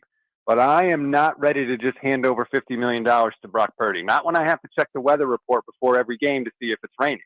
And the simple truth is that Brock was worse in the playoffs than he was in the regular season. And I know the competition is harder, but that's no excuse. And when I'm going to hand out that much money to a quarterback, I need to know that come hell or high water, this is the guy I can count on. And right now, to me, Brock hasn't proven that yet. Let's go from the existential to just the questions from the game itself. What do you make of the 49ers didn't know the rules? Yeah, I mean, obviously that's upsetting. I don't know that just because we had a couple guys say it, that doesn't mean that none of the 49ers know the rules. I bet you there's players on every team and every locker room that don't know all of the rules. But it's not a good look for Kyle Shanahan, right? Especially when we saw Kyle Shanahan on opening night, and there were some people that thought that maybe Kyle Shanahan was celebrating a little much on opening night, right? Like, that's a thing that happened. So it's not a good look for Kyle Shanahan. It's clearly not. I would offer stats that it's way worse than that. You and I used to do a show together, and after Kyle Shanahan beat Mike McCarthy the first time, and the Cowboys tried to run and spike the ball and didn't know the rules, and they had to hand the officials the balls. You killed the Cowboys, rightfully so. I mean, for not knowing and actually for practicing that improperly. I mean, this was a significantly larger game, obviously. I mean, this is worse than a bad look to me. Like this is a really big deal for Kyle Shanahan, and it kind of feels like he's not catching enough heat.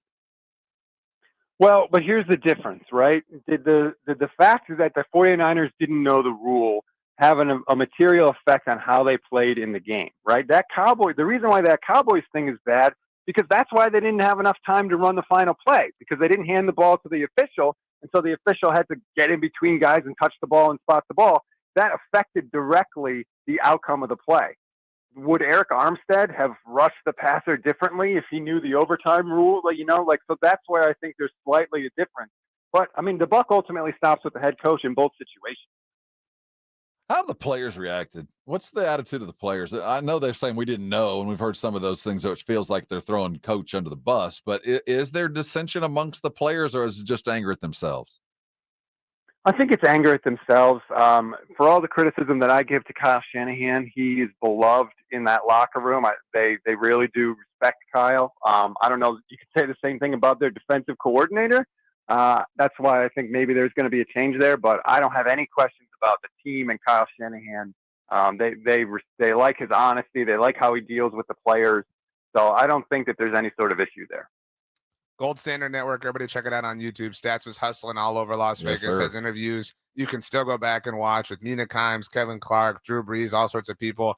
Subscribe, like all the videos, turn on the notifications. Stats, you're the man. Great job in Las Vegas. I wish I could say I was sorry for the result, but you know that would be a lie. Welcome to the party. Yeah, really appreciate you guys having me on. Want to talk about 2012 or 2019 a little more?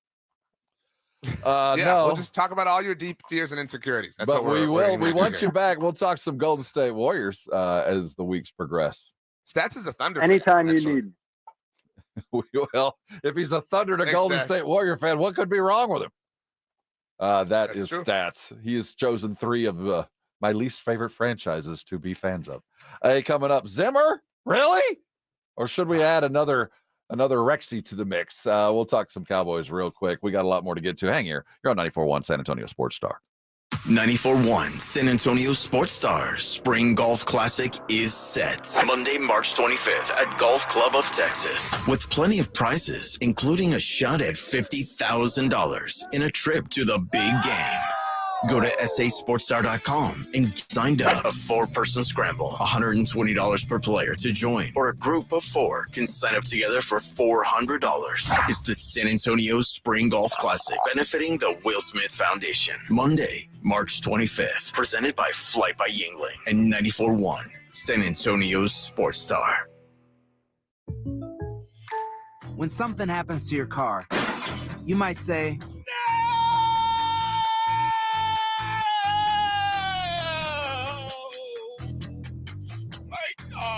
but what you really need to say is something that can actually help. Like a good neighbor, State Farm is there.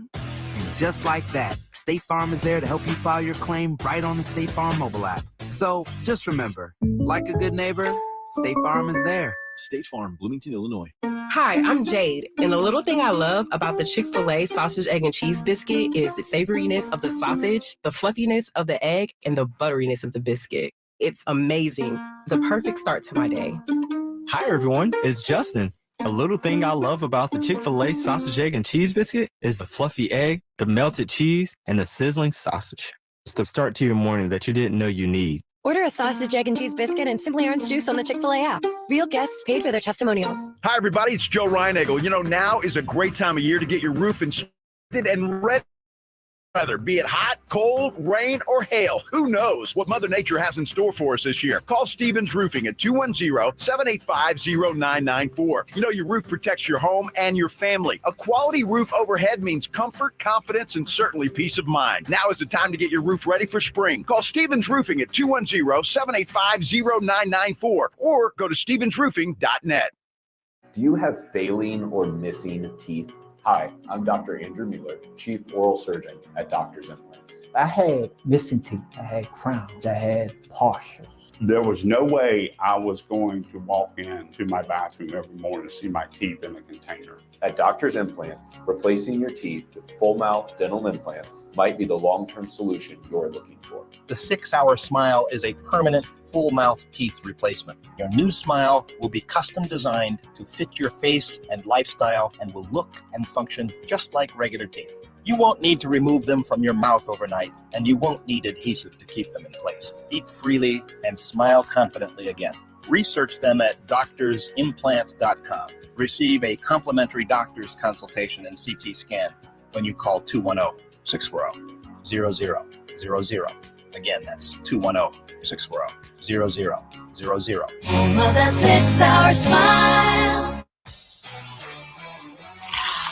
Pork rinds pack a protein punch and are the boldest low-carb snacks out there. Skip the chip and try Southern Recipe small batch pork rinds for that ultimate crunch. And with flavors that will have you craving for more, the time to stock up on Southern Recipe at H-E-B is now. Southern Recipe small batch pork rinds. Be big, be bold, be adventurous.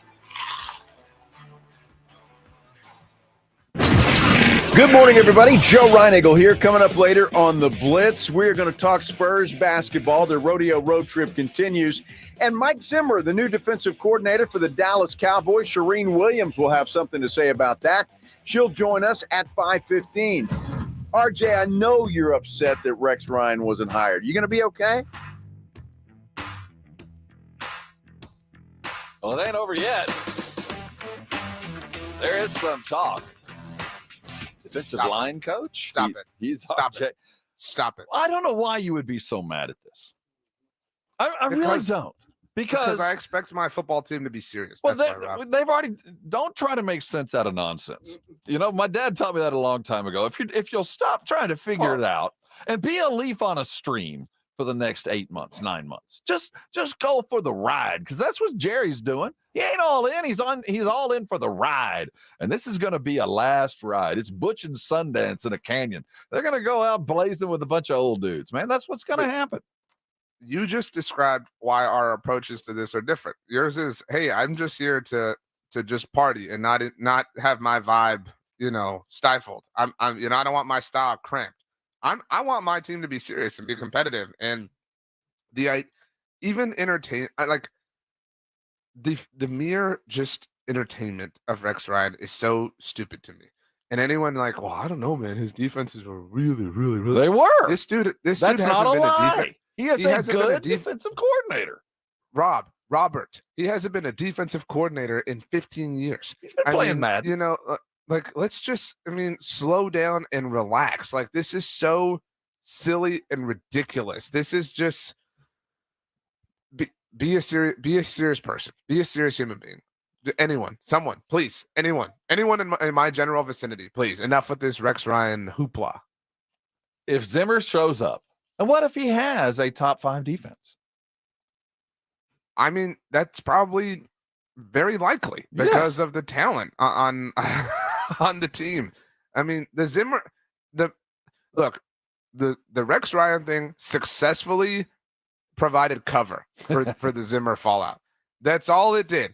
Is everyone was like, please God, no, not Rex. And they're like, we'll take Zim. I mean, it worked.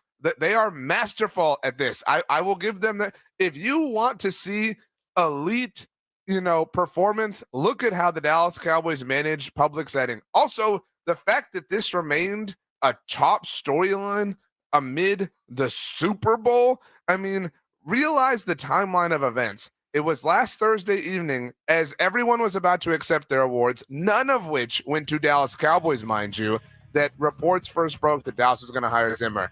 Then the Rex thing dominated the whole weekend. And the day after the Super Bowl, the Rex are elite at this. A master's class in media manipulation. Coming up, if Patrick Mahomes is Jordan and the Chiefs are the Bulls, who are the 49ers in this 80s basketball analogy? We have our ideas. What are yours? We're talking about it next. This is 94.1 San Antonio Sports Star.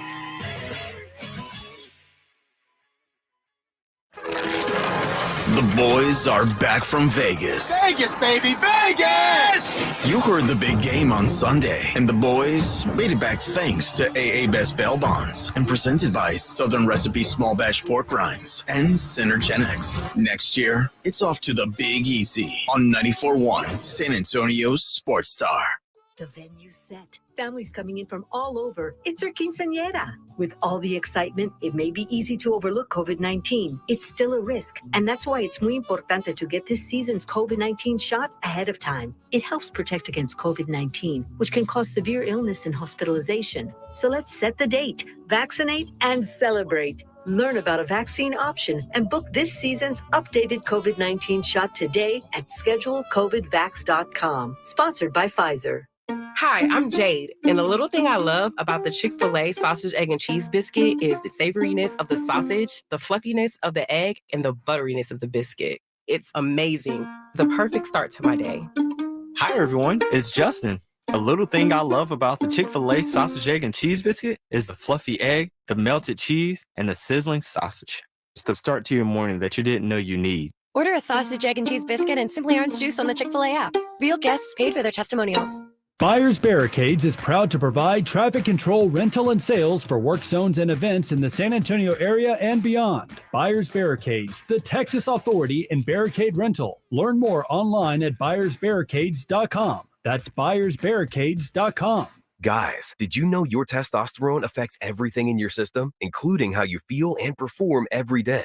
Right now, Revive Men's Health San Antonio will check your testosterone for free. Knowing your T levels is the first step in understanding if you have low T. Your testosterone level impacts your energy, libido, sleep, weight, hair loss, mood, and even ED. Maintaining an appropriate T level can change your whole life. Most men start to see changes in their hormone levels in their 30s. Experience and results matter. So what are you waiting for? Get your T levels checked today by local, experienced, and trusted men's health experts. They've helped thousands of men since 2011. They're so confident they can help you, they even guarantee it. Call Revive today and schedule your free testosterone test, free exam, and free consultation. Call Revive Men's Health at 210-615-7777. That's 210-615-7777. Or visit revivemenshealth.com.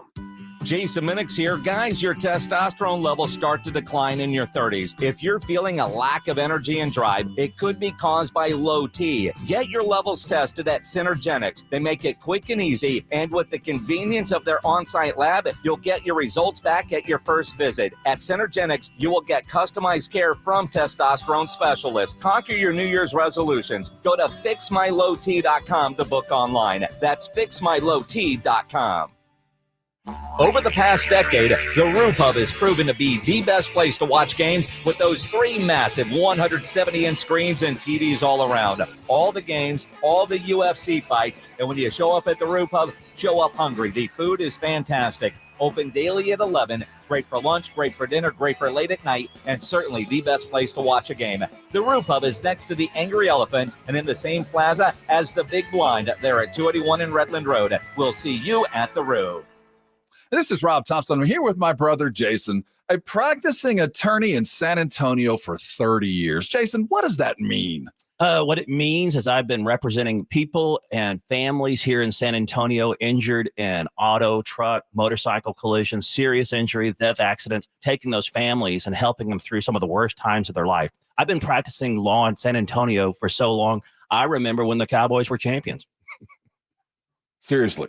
And a great staff that handles kind of the blocking and tackling of what it takes to represent clients. There are so many phone calls that need to be made, so many connections you have to have between insurance companies, physicians, opposing lawyers, relationships that you build over 30 years with adjusters, with insurance companies, with defense attorneys, with local judges. When I represent a client, they know that I'm lending my name, my reputation built on 30 years of experience to that client to get them justice. It's Jay Thompson, alawyer4us.com. Call him at 210-900-0400, alawyer4us.com.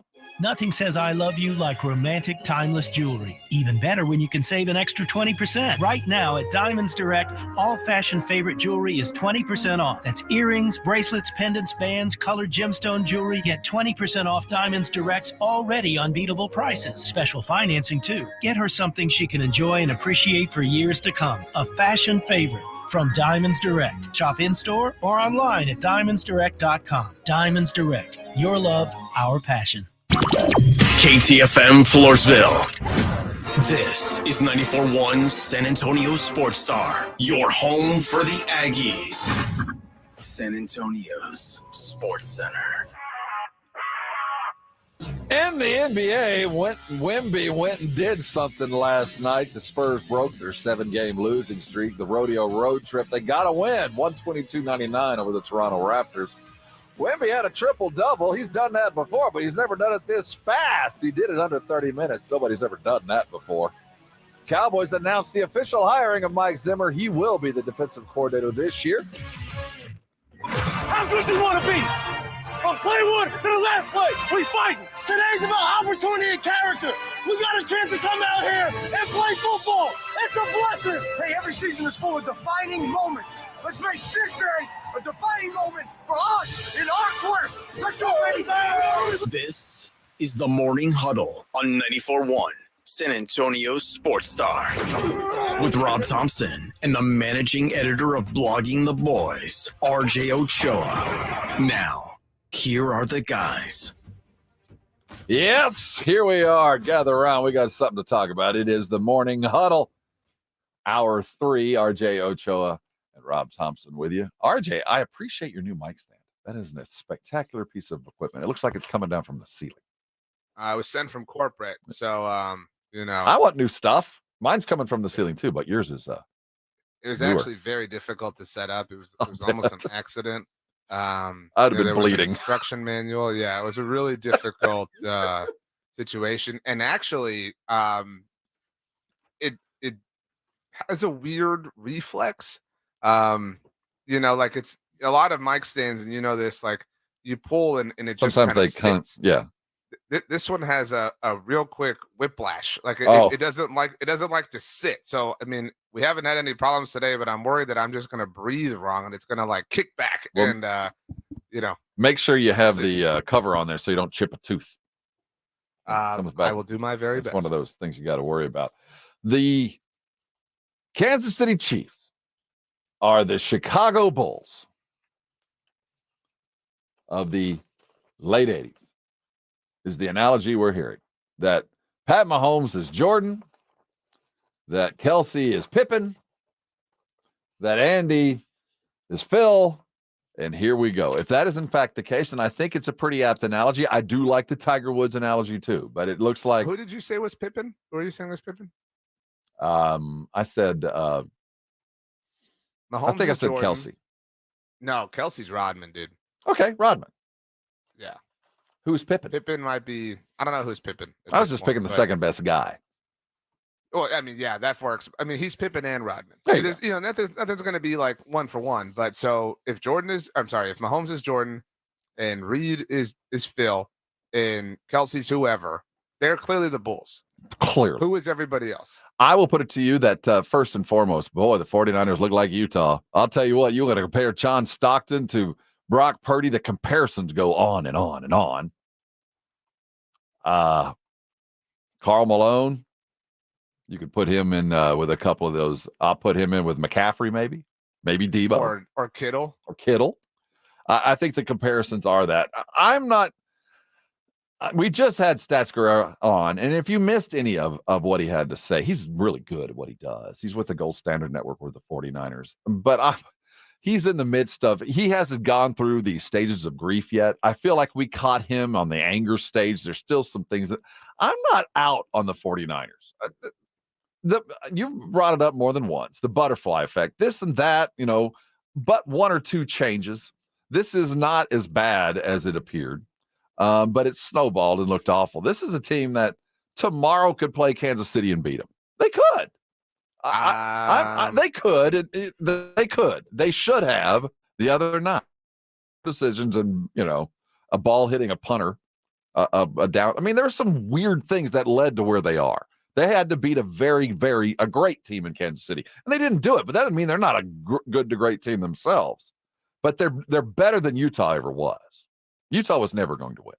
Ever. But so again, it's 1-for-1. But I do think that the Niners are the Jazz to the Bulls. You know what I mean? In this particular kind of analogy, I mean, given that they beat them back to back, not that the Bulls did obviously, but not that they played back to back, but they did as far as the Niners are concerned. Their last two Super Bowls, True. They are the Jazz to Kansas City's Bulls, and I think so. If we it's hard to do people. I think it's best to kind of do teams. So if the Chiefs are the Bulls for obvious reasons, the Niners are the Jazz, who are the Baltimore's Knicks? the Knicks. Baltimore is the Knicks. Buffalo, dude. You think so? I think it's Buffalo. Okay. I can see the argument.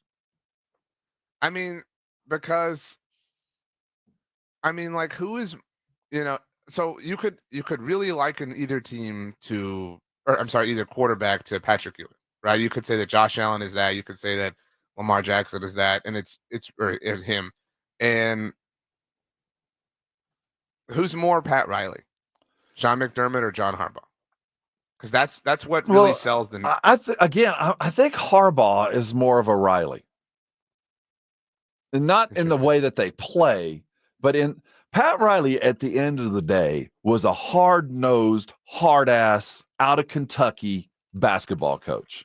The kind that told you plant your feet and kick some ass. The kind that told Kurt Rambis, go take them out. While Showtime was a thing, at the end of the day, Riles was more Riles in New York and Miami than he was in LA. Equally successful, except in the Knicks, didn't win anything. But the Showtime stuff, that was just part of what has been more of tough, gritty, hard-nosed, defense-first football to me. And I think that's Harbaugh, and I think that's Baltimore. So I thought about this question when I was walking the dog yesterday, and I came up with 4 kind of main questions to answer within it, like filling out the form, so to speak. And Pat Riley wasn't one of them. No offense to him, but so we agree that we have to figure out who the Jazz are. That's the 49ers relative to the Chiefs Bulls. Right. We have to figure out who the Knicks are. I think you can argue the Bills or the Ravens. Who is Charles Barkley specifically?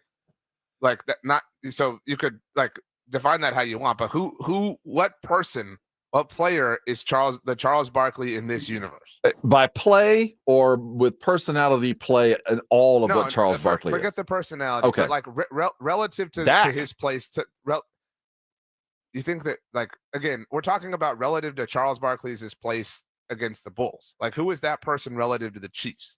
You get what I'm saying? Mm-hmm. Like someone who's a little bit more separated in an individual sense, but still kind of, is ultimately falling short because of the presence of the Chiefs in this overall universe. Can we include coaches in this, or does it have to be a player? Yeah, I mean, you could. Because the more I think about it, go ahead. Well, Barkley was such an all-encompassing thing with Phoenix because he was, even in the losses, really, really good. I'm gonna go.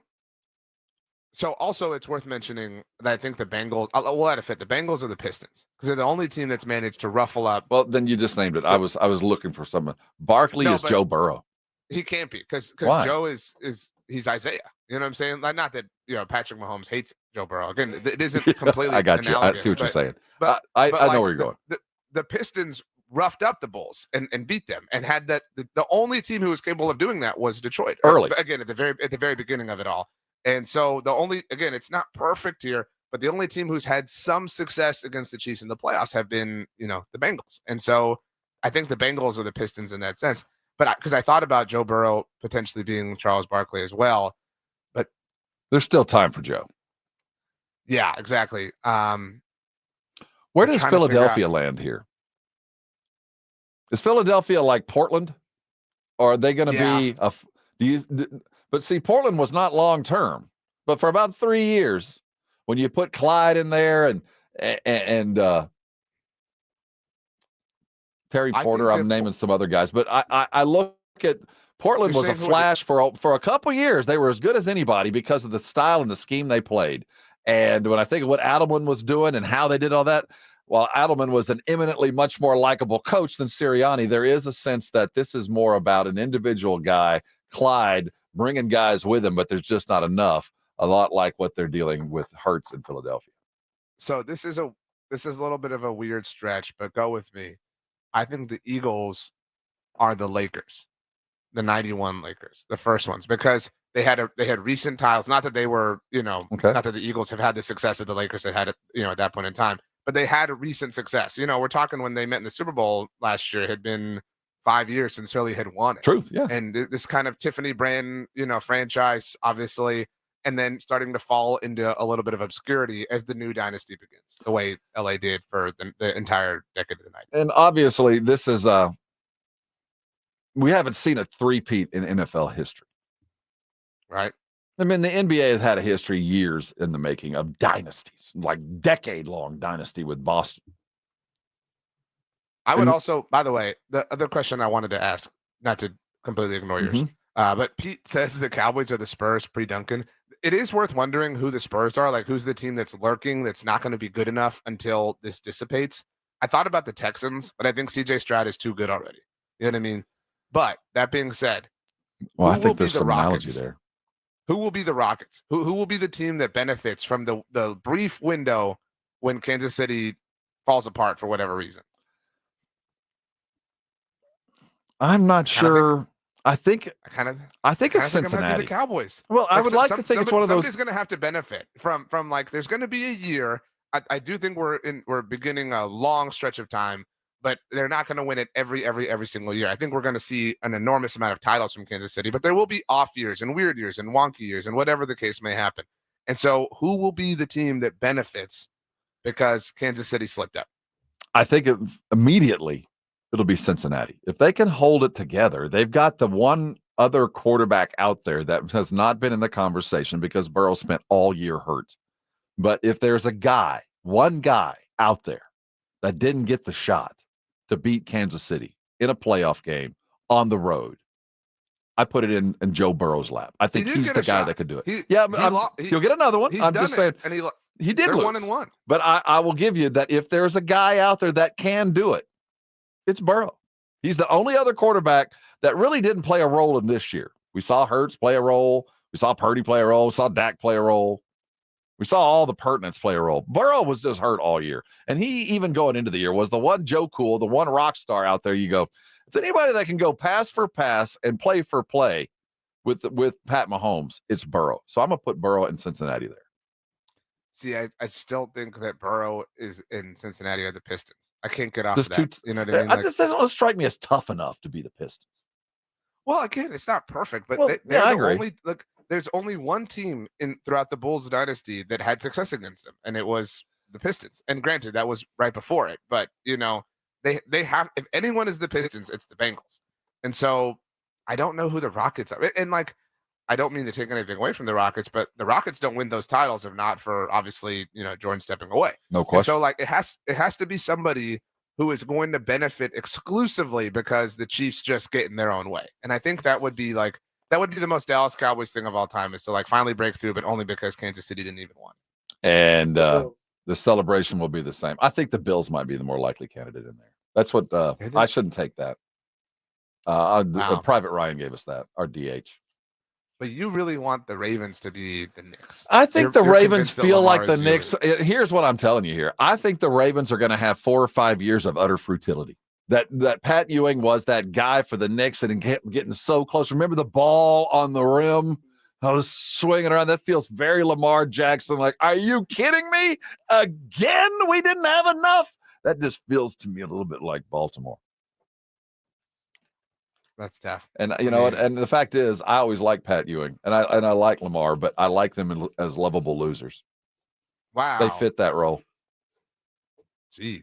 Hey, coming back, are the Spurs going to stay in the lovable loser role? Wemby was stupid amazing. It says that on my rundown, and it is in fact true. Let's look at what he did, the numbers that he threw, and why don't we get to see it more often? And Marion, we know you're there. We're coming to you. You're on 94.1, Antonio Sports Star. Let me tell you something real quick. As we sit comfortably on a Tuesday morning, a week away from my Connecticut water softened water shower, I'm just now getting back to normal. I'll tell you what, you don't realize there's a difference till you're not using your Connecticut, and there is. As lovely as the place we were staying was in Las Vegas, it did not have the water that I'm accustomed to. It did not leave my hair soft. My skin is soft either. And you could see the stuff on the dishes. They need a Connecticut. See, Connecticut's designed with San Antonio and South Texas in mind. I'll tell you what, you live up in the hill country, you live in San Antonio, whether you're on an aquifer or on a well, Connecticut comes in right nice because they do things you don't even have to think about anymore, because by the time the water comes out of your faucet, it's already run through your pipes, and it might have left a little bit of sediment that you didn't know was there. Years of this before you know it, that thick pipe turns into a little tiny opening and a big, expensive repair for your neighborhood plumber. Call Connecticut today and head off some problems that are imminent if you don't. Make sure your pipes are clean and so is your hair. Make sure the dog's drinking as clean of water as you're drinking. Make sure you got a Connecticut. The Knippers have a deal for you right now. Get one in your home right now for 90 days without a penny, without a commitment. Call 656-PURE today. Let them prove to you what I and so many of your neighbors already know. Connecticut waters softeners are the last water softeners you're ever going to own.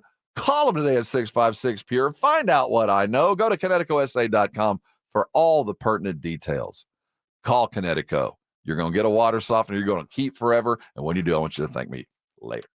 The boys are back from Vegas. Vegas, baby, Vegas! You heard the big game on Sunday, and the boys made it back thanks to AA Best Bail Bonds and presented by Southern Recipe Small Batch Pork Rinds and Synergenics. Next year, it's off to the Big Easy on 94.1 San Antonio's Sports Star. No amount of money can make up for a life-changing injury. I'm George Salinas, and at George Salinas Injury Lawyers, our team of attorneys will fight to get you the maximum compensation because we prepare and we care. So if you've been injured in an accident, get George. Call George Salinas Injury Lawyers today at 210-225-0909 or visit getgeorge.com.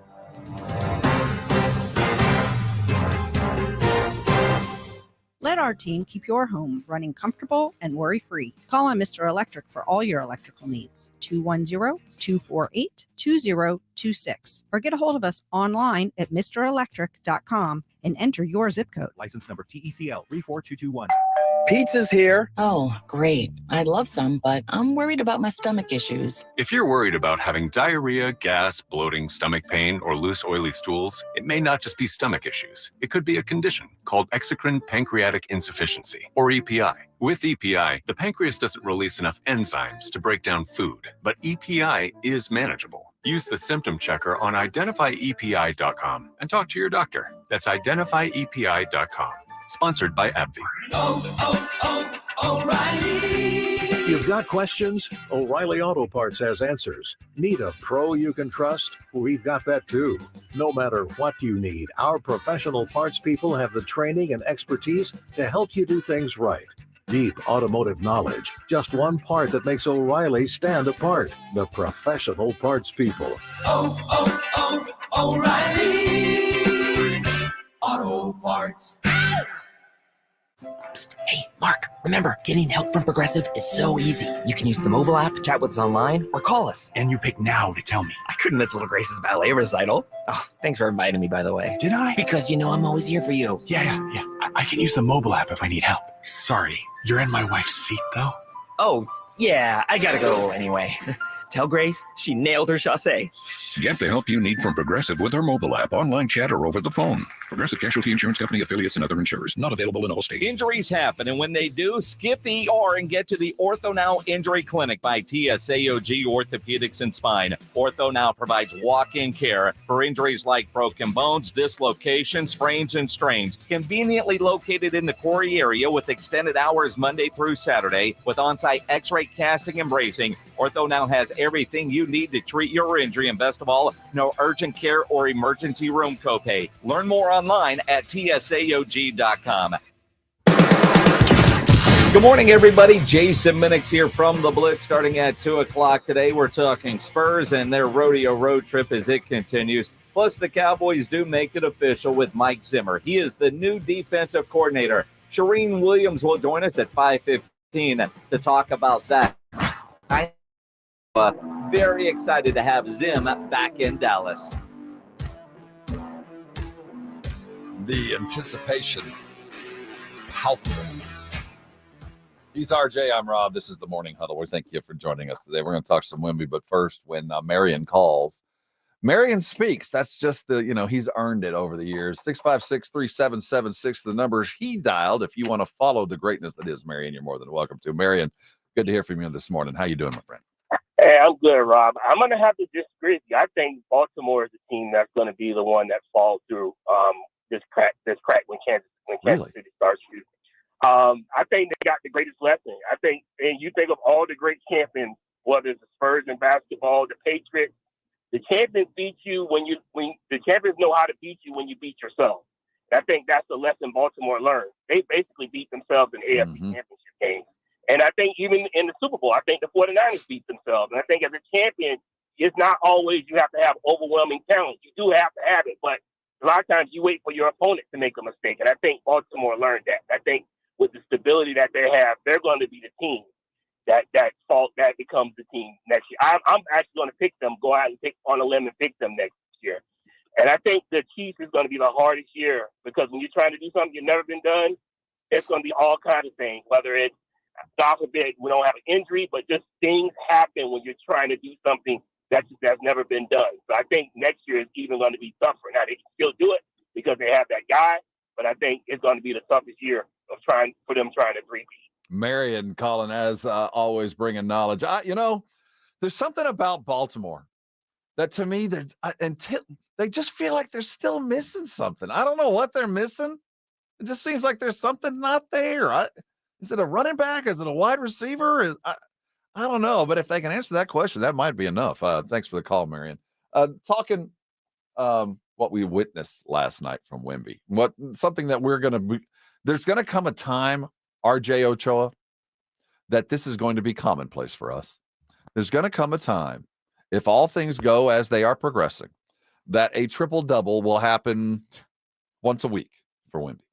Because the things that he's capable of doing with nominal effort and the grace at which he's doing it amongst lessers, when he does it, when it happens, we all go, well, there it is. Why is it always there? I mean, I don't know. I don't have a, it seems simple to say, let the superhuman do superhuman things on a regular basis. Right. And maybe it really is that simple. I've never coached in the NBA, but it was so easy against Toronto for Wemby to do something unbelievably historic. Like, he didn't even, I don't mean this literally, but he didn't even break a sweat. Like, did it seem like he was like trying beyond, the realms of his own abilities? No. You know what I mean? This was just kind of running up and down the court. 29 minutes of just Wemby running up and down. I agree totally. So if that was just Wemby being Wemby, just being allowed to play and be in his own self-actualized idiom, then why don't we see this own self-actualized idiom translate into wins more often? Because the fact of the matter is, while he did something extraordinary last night, for the most part, he's doing this every night. We're getting him for 25 minutes a night, 30 minutes a night, and we're getting a point a minute most of the nights, or real close, and we're getting about a 0.8 rebound a minute most of the night, a little bit more than half a rebound a minute. So this isn't anything new. It just went to a little slightly different level and did it in really a cool looking way with the 10 blocks. But the fact is, we're getting this Wemby every night. We really are. Now, there's rookie moments of, just ignorance and apathy that every rookie goes through. And I think international have a little bit more of them. But that alone is pretty consistent on a very inconsistent team. So where else showed up that made them look so good on the road against an equally bad team, of course? But what was the difference? I think the difference was just that this was the priority, right? And everything kind of fell in behind it. You know what I'm saying? Like, it's much easier to have Devin go off, or to have Keldon go off, or to have Trey go off as secondary and tertiary, sort of elements. But if you're running your offense through any one of those dudes, I mean, you're obviously damaging the overall goal and the overall cause, but you're damaging Wemby in the process. Like, Wemby has to part the seas so everybody can walk and everybody can thrive. I don't think there's any doubt about that. And he has to be the facilitator. And if he's not, then nothing is facilitated. I mean, that's pretty standard and common sense at this point in time. I mean, he has to he simply has to be exhausted at the end of a game. And I don't mean that in a literal sense, but like, this is the Wemby show. He is not the second act or an accompanying act. He is the front man. He is why people buy tickets. He is why people show up. He is the whole package, the whole ordeal. He is the sun in which the solar system rotates around. Last night, the paint was a no-fly zone, 10 blocks. It's starting to be one of those things that now he's going to intimidate just by standing in the gym. And last night, anybody who saw that film is going to be very concerned about any big going into the paint. Victor did talk about what the difference in the team's performance last night versus previous. For some reason, we felt great today. Had some great rhythm, started the game strong. And I don't know, I guess it's just the NBA. We got ups and downs in terms of shape. And today was an up day.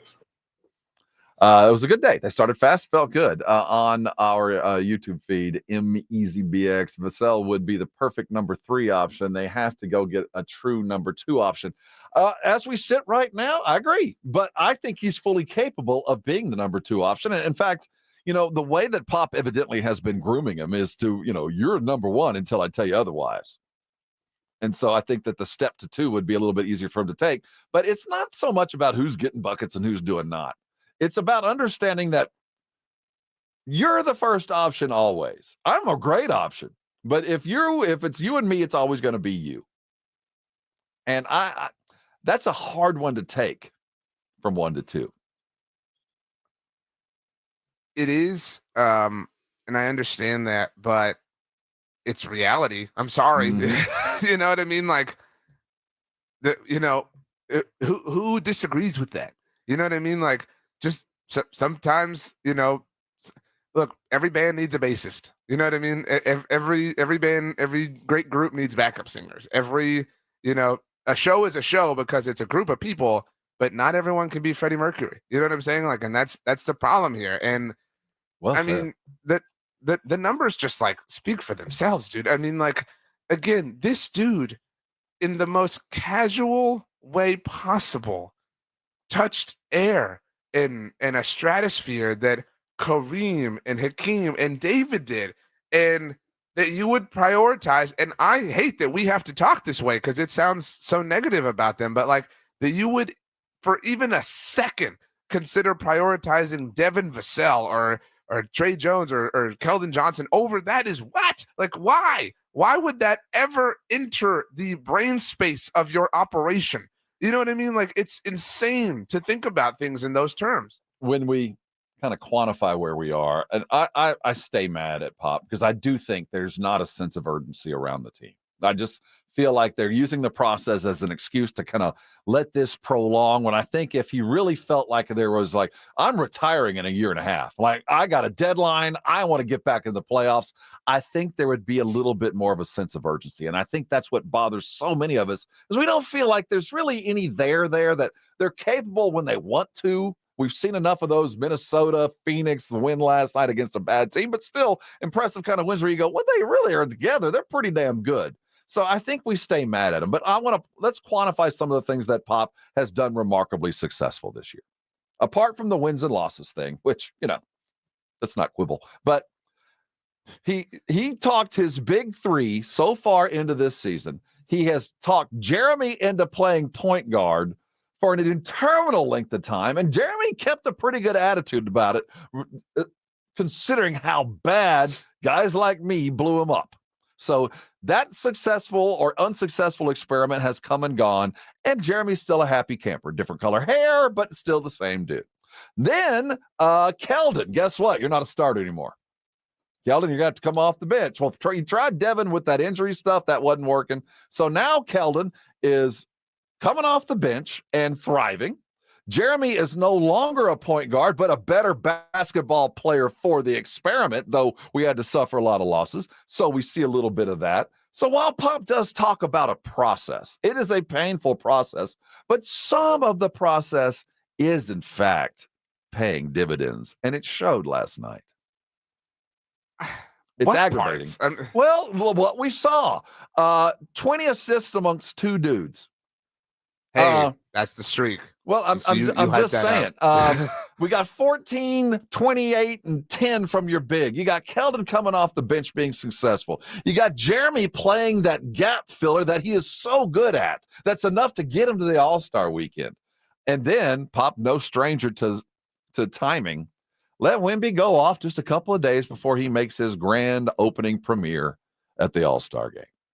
I think that I don't buy that like like any part of process is working. Like, I think all that's working is he's an insanely talented player that is powering through some of the stuff around him sometimes. And that happened on Monday night. I mean, this isn't DeJounte Murray where you're like, oh man, I think we might have something here. If we're slow about this and we develop this, like this could be something here. And obviously that turned into something else, but like this isn't could be something. This is something. There's no need for processing to happen here. Like the thing is already here. Like there's a comment in the Brigade Bar from Ray that says someone needs to tell Pop we already drafted Wemby. And while that's true, he's already like a contemporary. He's already one of the best players in the NBA. He's already capable of doing all these things. That isn't to say that he isn't simultaneously raw in other elements and other aspects of his overall game. But like he is capable of taking you places. And so you don't have to sit back and treat him like this puppy. He's a puppy that knows how to sit and how to fetch and how to jump and how to touch and how to shake. He knows all these tricks and stuff already. Like, so you don't have to do this way. So I buck against the idea that like any sort of process is yielding any kind of fruit. I think the only fruit that we're seeing is just the natural phenomena that is Victor Wembanyama. He did break another record last night. According to Stat News, he was the first rookie in NBA history with 15, 10, 5, 5, and 2 threes to close into a game.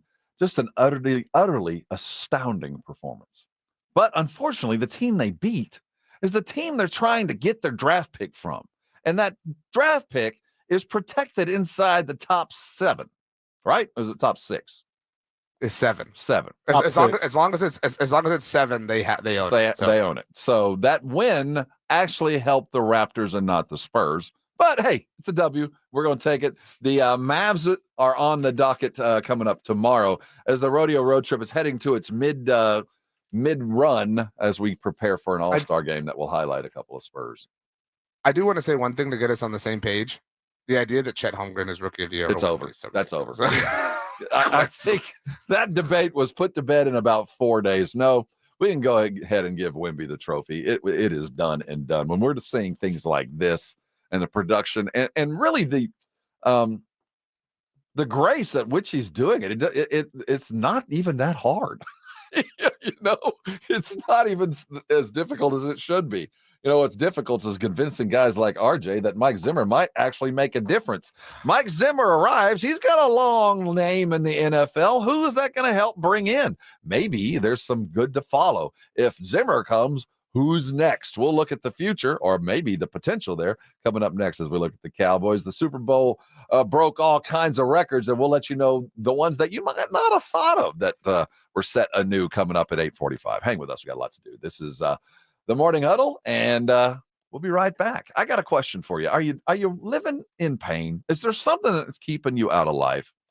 My son, 2 days ago, woke up with a crick in his neck still bothering him. He's headed to a Rosti today. See, there's a fix out there that's a Rosti. They're all around San Antonio, and they're in business to do one thing, to get you out of pain as fast as possible, but to do it in a way that you can live with, that doesn't involve surgery, that doesn't involve medications. It involves your body fixing itself with the help of a highly trained medical professional like an Rosti provider. They're all around San Antonio. You know, you got to be a medical professional even to walk into an Rosti class. I'm talking about general practitioners. I'm talking about physical therapists. I'm talking about chiropractics. I'm talking about the guys that wanted to up their game to help you get out of pain even further. That's what a Rosti is. You want to find a provider? Go to Rosti.com. There's a great map. You want to go ahead and make your appointment? Go ahead and do it. You don't need a referral. Write this number down. It's 1-800-404-6050. Listen close. Don't let pain keep you from doing things that you love. There's a fix. It's called a Rosti. Call them today. You'll thank me later. 94.1 San Antonio Sports Stars Spring Golf Classic is set Monday, March 25th at Golf Club of Texas with plenty of prizes, including a shot at $50,000 in a trip to the big game.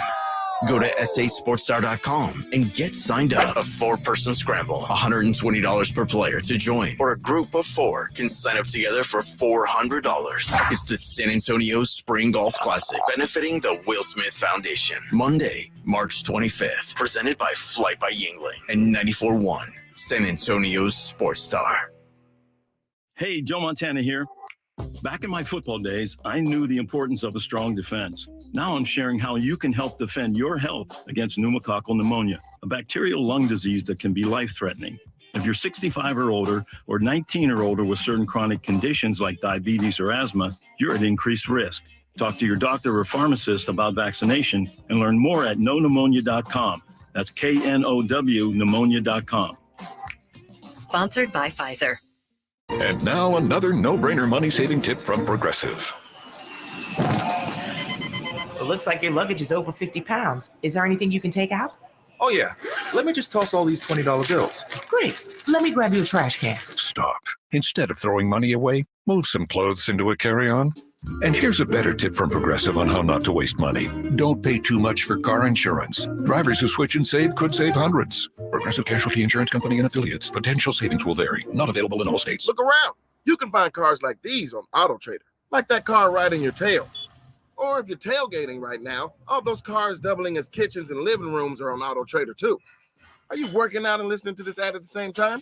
Well, multitasking pro, cars like the ones in the gym parking lot are for sale on AutoTrader. New cars, used cars, electric cars, maybe even flying cars.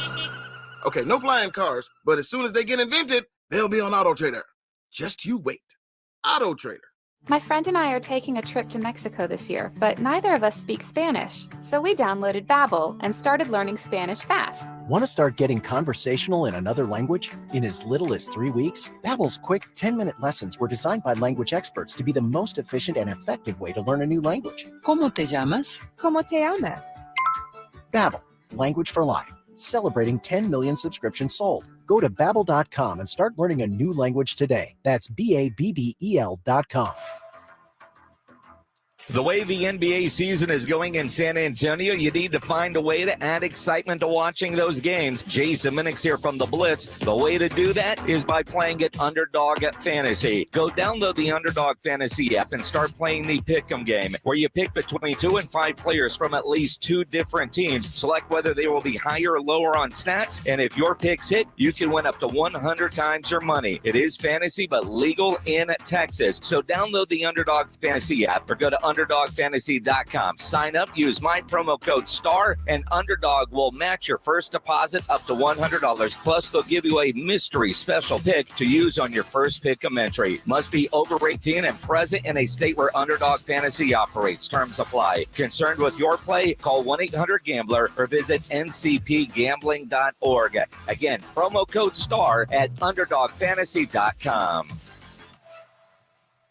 This is Jim Rome. Join me weekdays at noon on my new home, 94.1.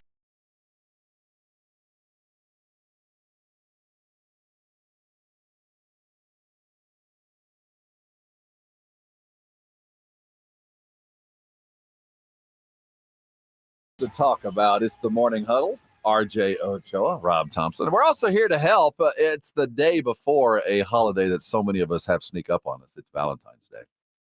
If you need any help, maybe coming up with a gift, short term, you got no time, something ingenuitive. I've been late many a times and bailed out quite well. Maybe I can give you a suggestion. RJ's young, new in love. Maybe he's got something for you youngsters as well. But we're here to help. But I do want to warn you, tomorrow is Valentine's Day. If you haven't made reservations, you might want to do so quickly, or you might want to celebrate early like I normally do. Let the amateurs go out later in the evening.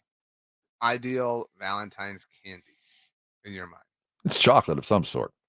But what a come on, give us something specific. Well, see, I have been introduced. Like candy. I've been introduced to a gourmet chocolates, like the kind that's coming out of Belgium, like the Brussels, like those next level types eat. And I don't know those brands, but I have discovered that the chocolate I've been eating is good, but there's stuff out there in the world, the likes of which I didn't know existed.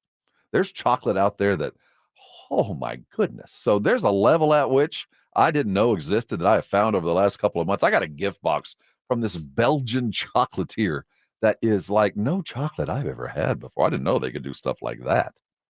Happy for you. But again, I was talking cliche, conventional, on the shelf. The Hershey's Kiss. Valentine's candy. That's what it was made for. What an even worse answer. I mean, what a just. Oh, so terrible. What's yours? Yours probably has peanut butter in it, so you have bad breath. See, there's things you have to think about. See? So, See? Well, I'm good looking enough to overcome that. So you're really I like the mini Reese's, the little ones that fit like in the palm of your hand. Peanut butter is not a good peanut butter. Save that for Easter. Save that for Christmas. You don't want no peanut butter breath. In fact, I'm talking chocolate mint. You want the minty chocolate fresh breath. Man, you're really souping yourself up. You know what I mean? You need the mint. You need the hair stuff. Hey, man, some of us need everything going their way. And if you could add one more thing to the plus pile, like minty fresh breath with a little bit of chocolate hint, maybe that'll help. But we are here to help if you need a little suggestion, something to get you through maybe your first Valentine's. What is the Mike Zimmer something here? Is Mike the minty? I don't have one. I wish I did. But Mike Zimmer does have a reputation around this league. He does. Oh, Rob. I'm not kidding. Mike has a reputation as being a stern, hard-nosed, defensive tactician. He's not going to out scheme you. He's going to out hit you. Okay. So, that is a fundamental change from where we have gone. I'm not saying good or bad, but I think I'm not super down on this, to be very clear. All right, but we have to. I don't think you are either. I don't think you're down on Zimmer as much as people think you are, because he does have a firm reputation. So let's look on the bright side. If as Zimmer arrives, what's the best thing that could happen with Zimmer? The outcomes. Well, that's what I meant. I meant down in a good way. Like, I'm not super in on this. However, I would push back against your characterization. I don't mean to put words in your mouth that he's just this this bulldozer rhino gonna come in and just hit you. He is an advanced defensive mind. He is gonna out scheme you. He's gonna be very, very specific with how he sends players and how he blitzes you. He wants to explode. Like, I think he's a much more intellectually talented defensive mind than a lot of people tend to give him credit for, because he is so rough and tough and screams, and people kind of assume he's just this brute. But it's not Dan Quinn style. Can we say that what he does is very different from what Dan Quinn did? I would say it's different. If I had to cast a wide net on them, Dan Quinn is, Warriors basketball, right? Like just flying around, you know what I mean? Like trying to do everything. Whereas, Mike Zimmer wants to get down in the paint. Like Mike Zimmer wants to, rough you up and really kind of wear you down. And there's beauty and there's art to both styles of play. And there's also intelligence to both styles of play. Again, just because one is physical does not mean it's void of, schematic design. And so I think the best case scenario for Mike Zimmer and what he ultimately brings to the Dallas Cowboys is, I wouldn't say a deviation from exactly who Dan Quinn has been, but more of a return to kind of classic football, getting away from, I wouldn't say Nicola is the new base, but getting away from these lighter players. It turns out you kind of need some physical dudes to play the sport of football. And maybe, I don't think that we give proper love to the 2014 NFL draft class because there were some really big whiffs. The Texans whiffed on Jadeveon Clowney. The Jaguars whiffed on Blake Bortles. Obviously, that was the Johnny Manziel draft. But Aaron Donald was found in that draft by the Los Angeles Rams. He was somebody who a lot of Cowboys fans wanted, obviously.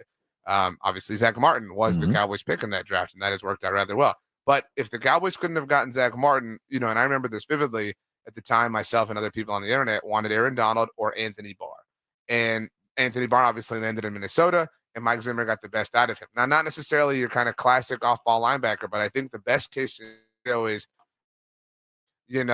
these tried and true classic off-ball middle linebackers that can really roam and patrol the middle of the defense and stop allowing dudes to just – the best case scenario is you wind up with Fred Warner and Dre Greenlaw, I guess. Well, that's a pretty good scenario. Yeah. So I don't think at the end of the day, it's Mike Zimmer as the coach. It's Mike Zimmer as the coach in this time is in his career, in this point in the timeline of the Dallas Cowboys that I think that you're upset with. And there is some schematic things that I think a lot of people, there's a reason why he left, that he was gone. And we're going to have some guys join us tomorrow to give us a better insight into his life with the Vikings and with Cincy prior to that as a defensive coordinator. So we'll get a better idea of what he's done and with some of those guys. But let's go specifically. You brought up Anthony Barr. So if I'm Micah Parsons and I go, what does Zimmer do well that will make me be even more of who I am? What is that? What can he do for Micah? I mean, I think it depends on how you evaluate Micah, and I would love to hear how he does. And obviously his answer helps get him the job. But a lot of people, argue that the Cowboys should move Micah back and play him at off-ball linebacker. That is one of the worst ideas I've ever heard in my mind. Like it's beyond letting Devin Vassell take the game-winning shot over Wemby, like levels of bad. And so Micah is an edge rusher. That's where he can impact the game the most. And so, I mean, I would argue, certainly now with the benefit of hindsight, that maybe Dan Quinn got a little too cute with Micah, like moving him inside and rushing him around. It's like, let this dude just wear down one tackle all game long because his engine does not slow. And so let him just wear and wear and wear and wear and wear. Let DeMarcus Lawrence handle his side. And I mean, I guess Mike's challenge is to improve the interior of things, not just obviously at the linebacker position, but in the best case scenario, Mike Zimmer turns Mozzie Smith around because, man alive, it was not a great rookie season. And so that's who, I mean, think about players that have played for Mike. Linval Joseph, obviously, in Minnesota. I mean, like, there are opportunities, in terms of what Mike has done with interior defensive linemen in the past for him to come in and work with Mozzie and turn this into a more respectable team that isn't going to get pushed around the middle of the line of scrimmage, which has certainly been the case for not just the Dan Quinn era, but like, when Mozzie was drafted, it was this big deal because the Cowboys haven't devoted premium resources to a defensive tackle in a very, very long time. They've just been kind of getting by with, casuals and would-be free agents and dudes who were dinged up for this reason or another. So that is exciting in one sense, if the potential is realized. With the change, there are some things about what Dan, we still love him. I mean, it's funny how quickly things have changed for Dan Quinn, but one of the things that he brought that Zimmer just couldn't do his entire time with the Cowboys was turnovers. Turnovers suddenly changed the game for us. Is there enough of the Dan Quinn mentality still on the Cowboys, even though Zimmer's coming back, to kind of maintain this attitude that turnovers first and foremost?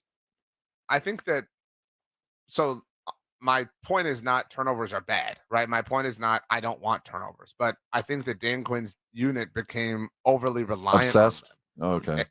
Reliant, I guess, is a better term. Yeah, because if what happens if you don't get them? You know what I mean? Like, But I know what happens when we do. It was game-changing know, stuff. But think about, the play Deron Bland missed on DK Metcalf in the Seahawks game. I mean, he missed that, and then boom, it's a 73-yard touchdown the other way. And you're right. Like, being that aggressive often in the Cowboys case leads to a lot of success. But something, I've been saying, a lot of people have been saying for the last few years that the Cowboys have found a way to defy is that there will be regression to the mean. Turnover success is one of the least, sustainable points of success in the NFL. I mean, it is one of the things that most significantly regresses, not just to the mean, but often to the other end of the spectrum 1 year later. And so, again, that's why, I've eaten a lot of crow on this front and given Dan Quinn a lot of credit. But after 2021, and that was the crazy Trayvon Diggs 11 interceptions, it was like, there's no way that they're going to have as many, turnovers in 2022. Lo and behold, they did it. And they have found a way to really harness that talent of theirs, but it does leave you susceptible. It does open an Achilles heel and kind of paint a target on it. And if you have an efficient enough quarterback, they can take advantage of it. And that's where, we talk about metrics and evaluations like DVOA and EPA per play. Two of the more efficient quarterbacks in those senses across the entire NFL over the last few years now, obviously only one for the latter, but have been Brock Purdy and Jordan Love. And because they're so efficient, because they're so careful with the football, they do not take those chances. And if you are over reliant on generating turnovers and you run into these quarterbacks who have high levels and high marks and efficiency categories, they're able to survive that aggression that you're throwing at them. And so what you have to do against dudes like this and the quarterbacks and the teams who have upended the Cowboys is you have to disrupt the machine. And that's not something that they've almost, and this people have utilized this terminology with Dan Quinn, the Cowboys have almost invited the run with how they play football, because their belief is that, the quickest way to the end zone is through the air. And that's true. But, when you invite the run and teams are putting themselves in 12 personnel and you have small linebackers like Marquise Bell, you're just going to get run over time and time and time again. And after that happens enough times, then play action becomes a larger factor and a larger part of the game, and everything kind of falls apart at the seam. On our YouTube feed, Alexandra asked, does Zimmer's defense, has it had success against the 49ers, the Cardinals, the teams that have kind of surprised the Cowboys offensively? One of the only people, good question, by the way. This is where all the good question, Alexandra, in the Brigade Bar. This is a relative thing because there's not a significantly large sample size, and this is where a lot of Cowboys fans are coping. And I'm not, jumping into that category quite yet. Give me a few months and I'll chug all the Kool-Aid with you all. But one of the only people who has had a somewhat sustained level of success against the Kyle Shanahan tree of coaching in the NFL has been Mike Zimmer. And so it isn't just and what Mike Zimmer offers. It isn't just that the Cowboys have to find a way to beat the Niners and the Packers, and those are obviously literally Kyle Shanahan and then Matt LaFleur, a former disciple of the kind of overall area. But that percolates across the entire NFL. Like, Matt LaFleur is from Sean McVay's tree, and while that's not Kyle Shanahan, they're similar. I mean, they're in the same forest, so to speak. But Mike McDaniel had his way. I mean, you can look, the Cowboys have to play D'Amico Ryans, who is obviously a defensive coach, but, has experience working with Kyle Shanahan. And so, I mean, this offensive system and offensive disposition and way of life and way of thinking percolates across the entire NFL. In order to have success in today's NFL, yes, you in all likelihood have to at some point go through Kyle Shanahan himself, but you at the very least have to go through one or a few of his disciples, and the Cowboys learned that lesson the hard way. Did last night inspire you, Spurs fans? You feeling good about it? Super Bowl broke all kinds of records. When we come back, we'll look at where America was on Sunday night. 113 million of us were busy. We're talking NFL. We're talking Spurs. This is 94.1 San Antonio Sports Star.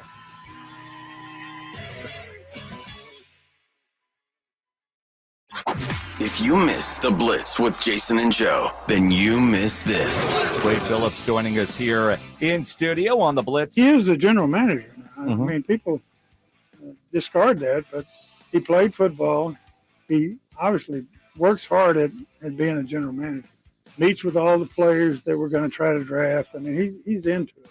He works hard at it, and So he wants to know. I don't blame him for wanting to know, what we're doing and why we're doing it. And actually, he did the same thing with me that he did with McCarthy. He said, "I want you coaching the defense." He's trying to do the best that he thinks they're going to help his team. Right home with the Blitz. Afternoons 2 to 6 on 94.1 San Antonio's Sports Star. Finding great candidates to hire can be like, well, trying to find a needle in a haystack, but not with ZipRecruiter. Its powerful technology actively finds and invites qualified candidates to apply to your job. So while other companies might deliver a lot of hay, ZipRecruiter finds you the needle in the haystack. See why 4 out of 5 employers who post a job on ZipRecruiter get a quality candidate within the first day. Try ZipRecruiter for free at ZipRecruiter.com/free. That's ZipRecruiter.com/free. Progressive presents Precious Moments. Yeah, I caught my first fish, Dad. Great job, buddy. He's a beauty. Thanks for taking me fishing. Love you, Dad. I love you too, son. The exchange you just heard didn't actually happen, but it could. Bundle your home and other vehicles with Progressive, and you could use the savings to make sure the boat's always ready for those magical father-son moments. Who knows, maybe someday he'll actually like fishing. So keep the dream alive and the savings coming with Progressive. Progressive Casualty Insurance Company, affiliates, and other insurers. Not available in all states. You have failing or missing teeth.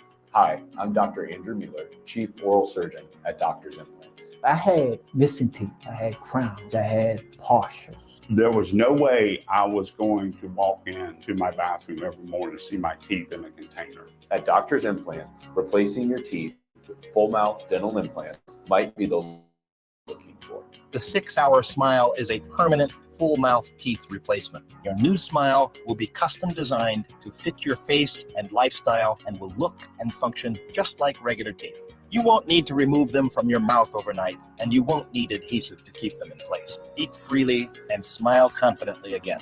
Research them at doctorsimplants.com. Receive a complimentary doctor's consultation and CT scan when you call 210-640-0000. Again, that's 210-640-0000. Home of the 6-Hour Smile. Wake up. Breakfast. And Nature Made vitamins. Whatever your morning sounds like, Nature Made fits right in. Whether you're looking for vitamin C or a multivitamin to get key nutrients, we've got you covered. Now that's a good morning. We take care of you so you can take on your day. Start your day with Nature Made, the #1 pharmacist-recommended vitamin and supplement brand, based on a survey of pharmacists who recommend branded vitamins and supplements. If your Medi-Cal is ending, Cover California is here to help. Cover California is a service from the state that helps you get affordable health insurance. In many cases, at no cost to you, just like with Medi-Cal. We have quality health plans and will help you every step of the way to get the one that works for you and your family. So, if you're no longer eligible for Medi-Cal, check out Cover California. We'll keep you covered. Learn more at coveredca.com. There's never any FOMO with the iHeartRadio app. You won't ever have to miss out on your favorite shows and contests with this radio station again. Radio 24/7, 365. We're here when you want us. Stay connected and listen anywhere when you download the free iHeartRadio app. Show your love this Valentine's with exquisite fashion jewelry from Diamonds Direct and save an extra 20%. Now through Valentine's, all fashion favorites at Diamonds Direct are on sale. All earrings, all bracelets, all necklaces, stackable bands, colored gemstone jewelry, and more. Lots of romantic and timeless gifts for under $500. Special financing available too. Don't miss this. An extra 20% savings on all fashion jewelry favorites at Diamonds Direct. Shop in store or online at diamondsdirect.com. Diamonds Direct. Your love, our passion. Attention all homeowners, do you know when to replace your windows? Feeling too hot or cold? It's time to replace. Fog between the glass. Time to replace. Spending too much on expensive energy that literally goes out the window? It's definitely time to replace. If you've put off replacing windows in your home because it's too expensive, here's great news. You can now get a free in-home window consultation and free price quote from Renewal by Andersen, the company with the most 5-star reviews among leading full-service window replacement companies. And right now, you can save $359 off every window and $887 off every door. Just call 800 New Windows for your free consultation on top quality, affordable windows or patio doors for $0 down, 0 payments, and 0 interest for a year. That's right. You don't pay a dime for an entire year. Plus, save $359 off every window and $887 off every door. But hurry, these big dollar savings end this month. Call 800 New Windows right now. Don't wait. Call 800 New Windows. 800 New Windows. KTFM Floresville. This is 94.1 San Antonio Sports Star. It's good! Your home for Major League Baseball. San Antonio's Sports Center. In the NBA, Victor Wembanyama messed around and got a triple-double in the Spurs win. 122-99. They took down the Raptors to break a 7-game losing streak. In college hoop, the Tech Red Raiders upset 6th-ranked Kansas 79-50. And hey, Incarnate Word beat Lamar 76-67. Good win for Coach Harriman and the Incarnate Word crew. How good you want to be? From play one to the last play, we fighting. Today's about opportunity and character.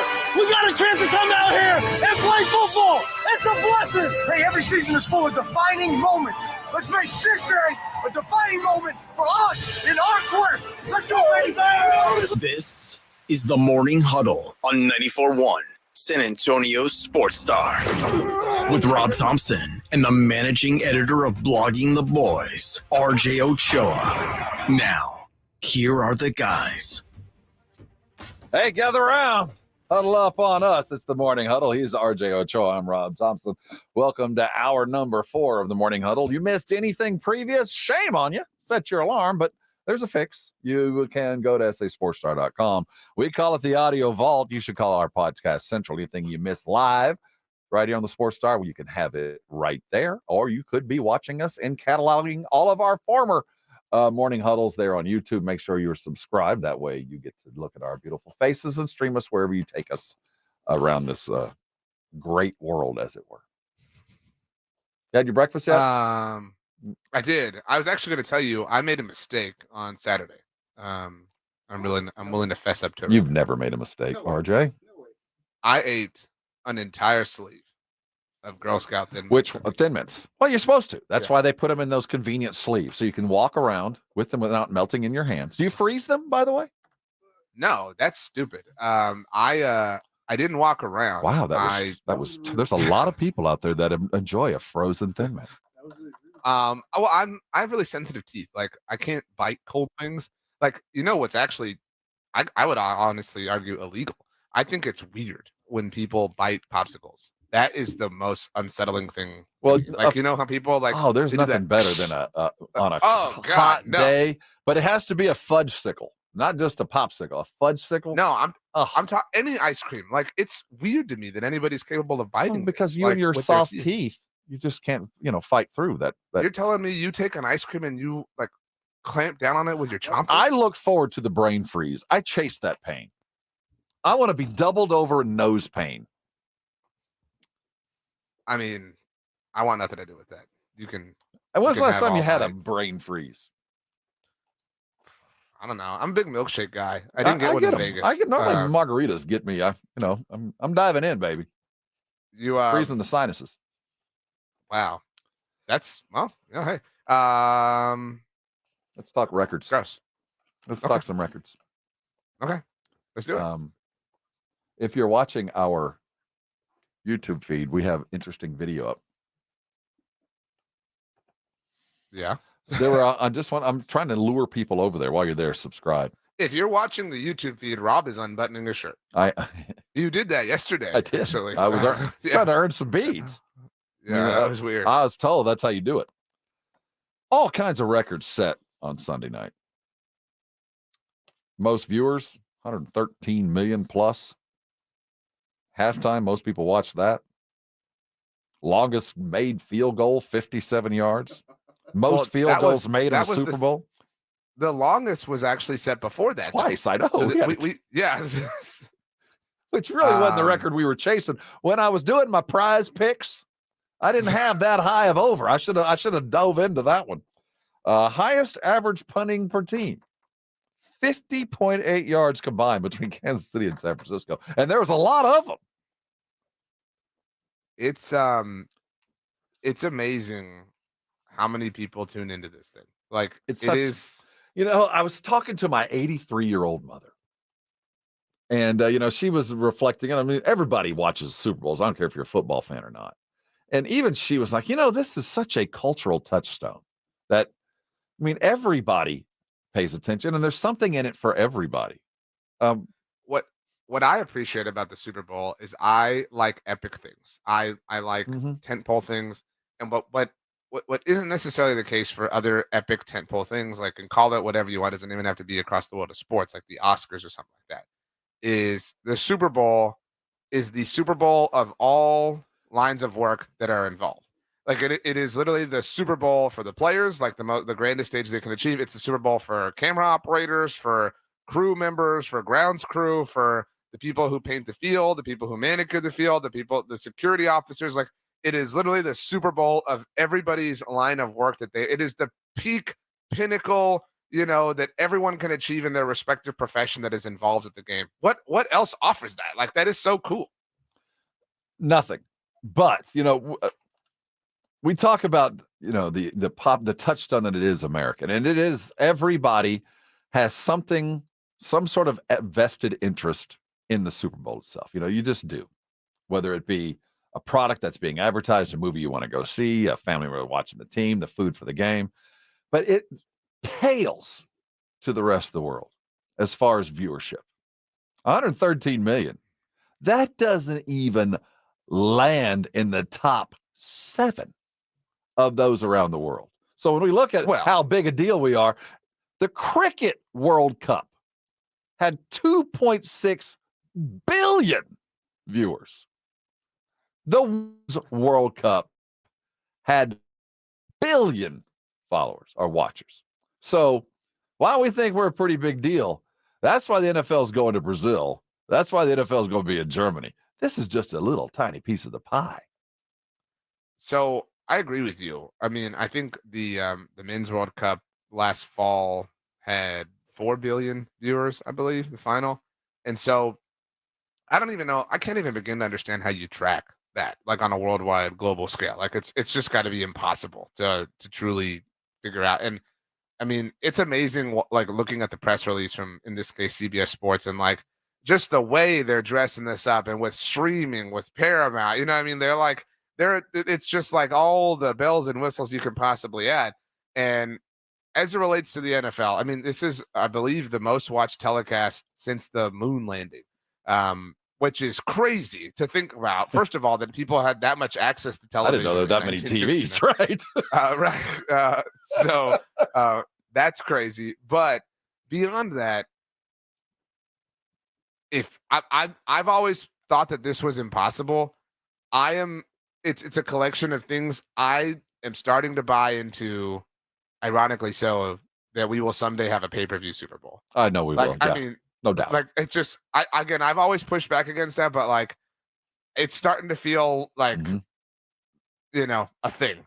Because I don't even, like, if the Super Bowl had been $100, who's like, you've got to pay for it. You know what I mean? Like, what are you doing? Like, you either have to go somewhere, you have to pay for it. I mean, like, and then, establishments are going to have like cover charges. I mean, like, the amount of money that can be made off of it being a pay-per-view event, given the incredible interest level in it, is insane.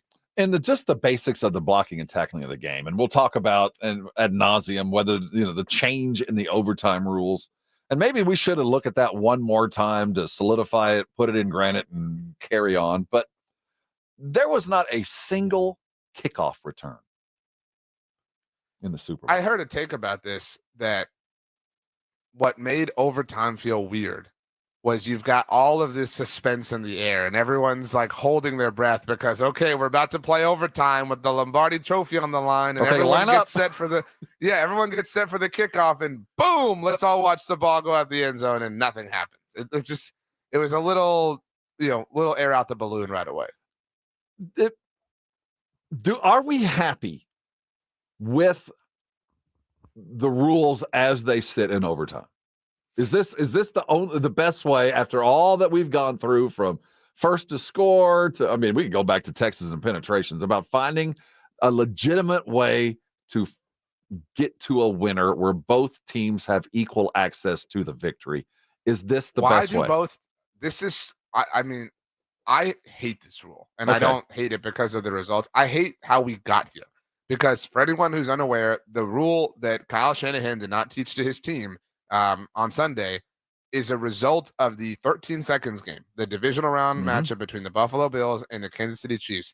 And it was so dumb to me that all these Bills fans were so loud and whined and complained and cried and said, well, it's so unfair that Josh didn't get to touch the ball in overtime. How about don't surrender a field goal with 13 seconds?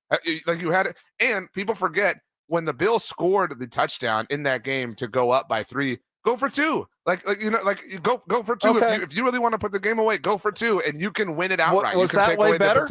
Did you like that way better? Yeah, because this is like rewarding cowardice. This is rewarding, Not mistakes. really. I'll go on the other side of this, because I kind of tend to agree with you there.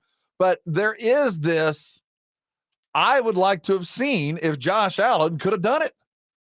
And I didn't get that chance, and that's why they changed the rule. I'm just saying they changed the rule because we wanted to see. He didn't have the time to do it. The team failed. That's like saying I would agree like to with see a situation everything where you're saying, but fans and GMs and owners said, "Man, it would have been interesting if Josh would have gotten a chance." So they changed the rule. That's like saying you're the little kid that's like, okay, next touchdown's worth 100 points. But can you agree that it would be? It's better for both teams to get a chance. He had opportunities. The team had opportunities to win, and they didn't. And so, because the Bills whined and complained and moaned and groaned, now we change. And you know what? The Bills deserve it. That the first team who ever had to do this and won was the Chiefs. The Bills deserve that. I mean, they complained because they lost to Kansas City, and it was such a great game, and Gabe Davis had 3 touchdowns, and oh, poor Josh Allen. Spare me. Win the game. You have 13 seconds to prevent a game time, or go for 2. It was all in buff. People act, I would have loved to have seen Josh Allen have a possession. You could have seen Josh Allen go for 2 and win the game outright in regulation, and they didn't. That's on them. That was the justification for changing it. Now, would you go back to first team scores wins? That's it. We don't have enough time to mess around. I have zero issues with letting the coin decide it. You had all of regulation to win the game yourself. I also would be fine if you want to go completely to college football overtime. I'm cool with that. Are you? But this is so. What I also think is ridiculous is, why would the rules be different in the playoffs? Why would overtime be different at any different point? And in interest of expediency, regular season game, a tie we can carry on. We need a champion. But regular season games are so critical. Why would the rules at any point ever be different? Like, imagine if we got to the playoffs and they were like, pass interference isn't a spot foul anymore because it's the playoffs. Why? You know what I mean? That would be ridiculous. It should be the exact same game. You're literally playing a different game at that point in time. In the regular season, there can be an end. And in the Super Bowl, we can end in a tie. I would offer beyond all of that I get that point, but I mean, the fact that there was legitimate – this is the most popular sport in America, right? We agree with this. What does an NBA Finals game do from a ratings perspective? 40 million people? Yeah. So, I mean, this is by far the most popular sport in America. The game that we're talking about is by far the most singularly watched event on an annual basis in America. It is literally the most watched actual singular event since we landed on the moon. Okay.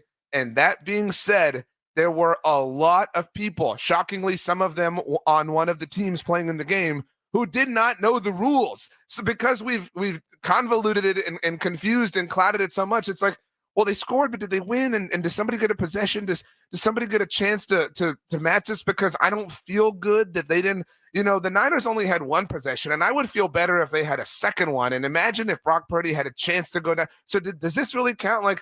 No, quit trying to satisfy every itch or would-be hypothetical, maybe possible scenario. They both had a chance to possess the ball, which is stupid in and of itself. And that this all came from the Bills and their fans whining and complaining about a coin toss is silly and ridiculous. And even then, the whole idea behind the original change in overtime about how, well, if you have to score a touchdown on the first possession to win the game, that was all born out of people being pissed off that Brett Favre didn't get a chance when Brett Favre threw an interception to send that game to overtime. So, I'm sick of catering to oh man, I'm not comfortable with the way that end went. I kind of wish the story had been different. They lost. It's okay that a team lost. You don't have to change a rule as a result of it all. One record that was tied that Pat Mahomes could put up on the wall. He is now the leading fumbler in Super Bowl history. He has lost 5 fumbles. So he's not perfect. What a loser. He's not everything. He's just the only Dak thing. Prescott doesn't have a single fumble in the Super Bowl, so miss me with this Mahomes is the GOAT talk. Hey, coming back, we saw a nice win. The Spurs take down the hapless Raptors, who are also racing to the bottom. But is this a portent of things to come? Are the Spurs about to turn things around off of a spectacular triple-double? The Mavericks are next. We'll be looking forward to that coming around the bend. He's RJ, I'm Rob, and this is the Morning Huddle.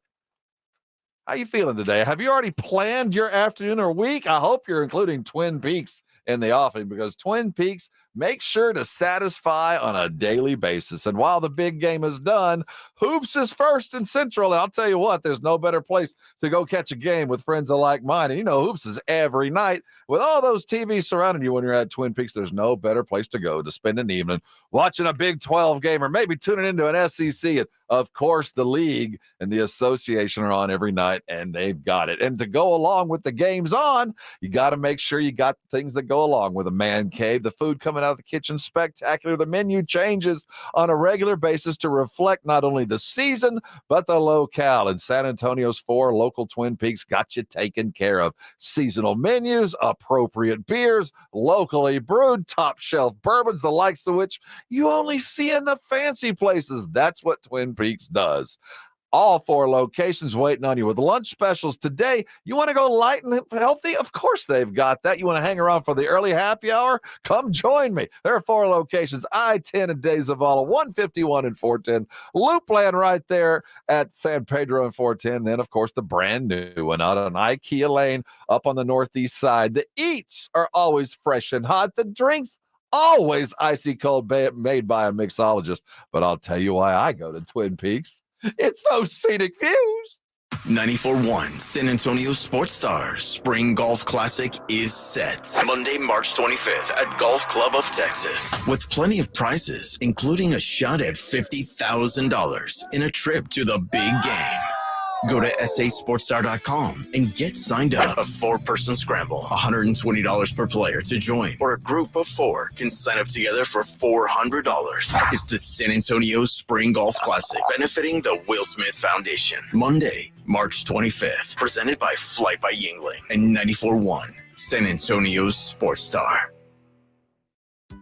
Hi, it's Jason Minix from The Blitz. Guys, Synergenics can help conquer your New Year's resolutions. Do you have lack of energy, motivation, and possibly low libido? These could be caused by low T levels. At Synergenics, they exclusively specialize in testosterone treatment and make it quick and easy to get your levels checked. And at Synergenics, you will get your results back at your first visit. To book your appointment, go to fixmylowt.com. That's fixmylowt.com. Now is the best time to buy a Kinetico water softener. With current models being closed out to make way for the new ones, you can save big. Call Kinetico at 656-PURE and tell them Dave Ramsey sent you. That's 656-PURE. Sick and tired of achy joints? Dread the idea of surgery? You need to call QC Kinetics today. Hey, it's James Spudger with San Antonio Sports Star. Listen, the state of healthcare is always changing. The old ideas like steroids and surgery are no longer your only options. Regenerative medicine at QC Kinetics is transforming lives with innovative and non-surgical drug-free treatments that deliver lasting results. Knee pain, back pain, shoulder pain, pain from arthritis or injury. Don't let this pain keep you from living your best life. QC Kinetics' advanced state-of-the-art treatments harness and direct your body's natural ability to restore and repair damaged joint tissue. This is a revolutionary approach that can get you long-term relief with no downtime. Make 2024 the year you reclaim your mobility, reclaim your independence, walk, run, play, and live without the danger and trauma of surgery and without harmful drugs. Call QC Kinetics now for a free consultation. 210-571-0318. That's 210-571-0318. Locations in Hollywood Park, Westover Hills, and New Braunfels. Tax Talk with Straight Talk. You give and you give. This tax season, you get with Straight Talk Wireless. You get a reliable 5G network and unlimited data and a new Samsung Galaxy A15 for just $99. So you can give your janky phone to your kid. Yeah! Good talk. Switch to Straight Talk for plans starting as low as $25 a line per month for 4 lines. Find us at Walmart and straighttalk.com. For network management practices, visit straighttalk.com. Device offer ends 4/14/24. In-store activation on single Silver Unlimited plan or higher required. Family plan discount with 4 lines all on the Silver Unlimited plan. Taxes and fees apply. These statements have not been evaluated by the Food and Drug Administration. This product is not intended to diagnose, treat, cure, or prevent any disease. What's up?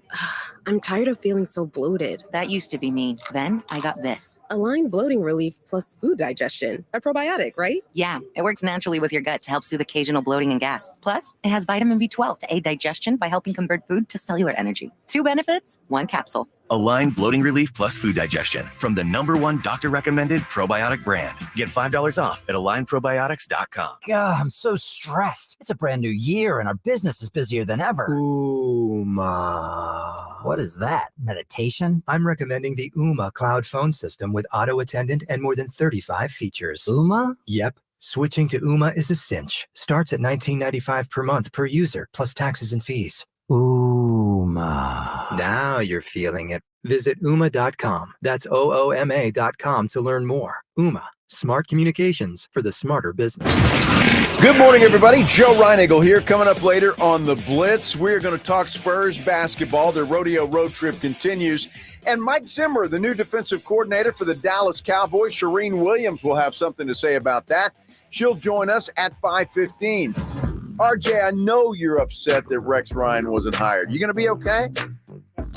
It's not over yet, Joe. The fat lady hasn't sung. Neither has the foot fetishes back completely out. Pop rocks, Joe. Go About pop that. rocks, Pop rocks. big fudge. You got something to say? You got a problem? You got something that's stuck in your craw? RJ?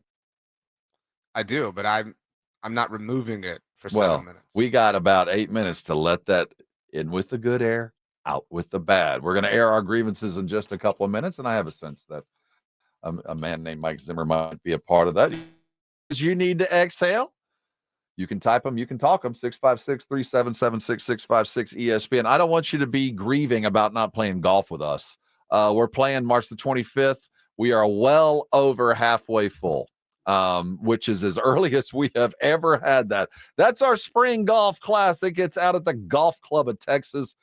We can't wait to see you. We'll be benefiting the Will Smith Foundation. No, not him. The other one. Go Google that. It is going to be a good time. We've called ahead. The weather's going to be spectacular, and we will see all for a good time March the 25th. Make sure you signed up as quickly as possible so you don't get left out. So here we are. Are you ready to spring into the last third of the NBA season? Was last night enough to give you just enough? Because I'll tell you what. Tomorrow night, when we get the Dallas Mavericks, we're going to get a new and improved Dallas Mavericks. Well, I don't know about a very different. Okay. I thought you were about to hype up the Spurs. No, not the Spurs, the Mavericks. Mavericks are a team that's starting to feel good. And I think the Spurs actually have the kind of roster that can give the Mavericks regular trouble. Because when we run up against big teams, they've kind of gotten on us. But the Mavericks, they're not very big either. I think this is the kind of game that we're feeling good. They're feeling good. I'm excited about tomorrow night get a chance to see Luka as we head into the All-Star break. Yeah, I mean, they've been a different kind of interesting, certainly as of late. And I mean, Luka's just so entertaining to watch. What was it, 73? Like 2 weeks ago? Yeah, or whatever. I mean, that feels like 100 years ago at this point in time. But I mean, I don't know that I'd buy in. I mean, realistically, to the future of this season. Yeah, I mean, like what's the Mavs ceiling in your mind? I mean, like they'll crush the Spurs tomorrow, and we'll feel bad and we'll cry on Thursday. But you know what I mean? Like, is this the year for Luka? No, but this is a greatly improved team that I think that it took Jason Kidd a little while to kind of realize that the only way this team is going to be successful is I got to pull, when Kyrie's healthy, he's going to have to back off. And this can only function if Luka is the first option, second option, the third option, and the fourth option are a bunch of guys who are happy to be the fourth option, who are willing to wait, who are willing to sit around and make the picks and make the pops and do the dives and all the plays that Luka's controlling the ball and are perfectly happy watching him take the shot. But also on the other side of that are willing to throw him the ball and go give 150% on defense. And over the last week, I think the Mavericks are starting to find that out. There are several teams that are rounding into form right now. Watch out for the Timberwolves. You see what they did to the Clippers last night? Yeah, that was cool. Did you see the Cavs almost that was fun. Tibbs has, had every right to be upset with that last call, though I think he was wrong. I think that was probably the right call at the end of the day. Brunson had an opportunity there at the end. The Knicks are good. Sixers, are staggering without Embiid, but I think that in the East, it's the Celtics it's the Celtics and everybody else. I think the Milwaukee's still got some work to do if they can figure it out defensively. If Doc can get them all on the same page, you're certainly afraid. And you never count out the Sixers with Embiid, but the West is getting crazy because Denver's still Denver. Minnesota looks like a team of depth and strength, apart from Karl Anthony Towns. That win against a Clipper team where both Paul George and Kawhi are playing well, that meant something last night. That's going to pay dividends down the road. The West is really coming into form. And look out for Golden State. Draymond is renewed and reborn. That team is playing hard. Pick the finals right now. Right two now? Finals teams are right now. I think we saw it last night. I think it's Denver, Milwaukee. It wouldn't surprise me, though. I'm going to say Denver, Boston. I'm waiting for that doesn't feel as cool to me. Well, let me tell you, you'll have 3 superstars and 2 of the very best. I would be very happy with that if we can get that far. But right now, Minneapolis, the way the Minnesota's playing, this is the stretch run's going to be fun to watch, especially as I keep waiting for Karl Anthony Towns to do something to ruin this thing. I just keep waiting for him to get in the way, screw things up. And it's funny. We're talking about, as we head to the West Finals, and if Phoenix can just get in the game, if they can just show up with those 3 guys, they could make a run. The West is going to be a lot of fun, wide open. There are a lot of if they just get in, if they get hot, teams in the West, right? Like I think you could, in that box, you could put Phoenix, you could obviously put Golden State, you could put Oklahoma City, you could put Minnesota's not they're, you know what I mean? But if they're in their peak form, they're hard to beat. RJ, you're onto something. Go look at the East and look at their playoff contenders. Then look at the West and look on their playoff contenders. And you go, well, this team, if everything falls right, could. Most of those are in the West. Yeah, Sacramento. So the Eastern Conference Finals are Boston, Milwaukee. Duh, right? You'd expect if Embiid can't get it back. The West is like a just smorgasbord of possibilities. With the Spurs not playing a role other than spoiler as we work things out. Wow, giving up on the season already. I won't be alone in that. We'll continue with our silver and black. I am excited about this weekend. The potential for a win or two after what we saw last night, if they can stay on top and not get tired and put the losses behind them, as Pop has told us many times. We expect that to carry on. We expect you to carry on. What? We thought they weren't going to get a win in the whole rodeo road trip. Here they are. Got one. 11 wins, baby. Hey, out with the bad ear, in with the good. You got grievances, you got problems. Now's the time to let them go because you have an easy ear to bend. And your Valentine's suggestions for those that are new in love. I'd be swiped right. We're talking about all things Valentine's and all things angry. We're airing grievances next. This is 94.1, and you're on the Morning Huddle. The boys are back from Vegas. Vegas, baby, Vegas! You heard the big game on Sunday, and the boys made it back thanks to AA Best Bail Bonds and presented by Southern Recipe Small Batch Pork Rinds and Synergenics. Next year, it's off to the Big Easy on 94.1 San Antonio's Sports Star. When was the last time you went to the dentist? Need a new dentist? Hi, Jason Minix here. Go see my dentist at Smile Structure Dentistry and Braces. Smile Structure can handle all your dentistry needs, from general dentistry to oral surgery, orthodontics for the kids, or Invisalign for adults. Mention this ad, get a free exam and x-rays. Veteran owned with 5 San Antonio area locations. Learn more and book an appointment online at smilestructure.com. That's smilestructure.com. When your business needs an electrician, for over 35 years, the family-owned Hill Electric has served San Antonio. Powered by relationships with dedicated estimators who analyze the issue, research cost-effective solutions, and clearly communicate the options without charging you a dime. A proven process that allows you to continue focusing on your unique purpose. Call Hill Electric at 210-404-9074. That's 404-9074. Or hill-electric.com. Get in zone, AutoZone. Welcome to AutoZone. What are you working on today? Brakes? We can save you 15% on that. We have OE quality Duralast brake pads and rotors in stock, ready for pickup or delivery. We also have calipers, brake fluid, tools, and anything else you'll need to do the job right. When you get Duralast pads and rotors together, you'll save 15%. It's just part of what makes us America's #1 brakes destination. Get in zone, AutoZone. Without the ones like you who work tirelessly to keep things running, everything would suddenly stop. Hospitals, factories, schools, and power plants, they all depend on you. No matter the weather, emergency, or time of day, you're the ones who get it done. At Grainger, we're here for you with professional-grade industrial supplies. Count on real-time product availability and fast delivery. Call, click Grainger.com, or just stop by. Grainger, for the ones who get it done.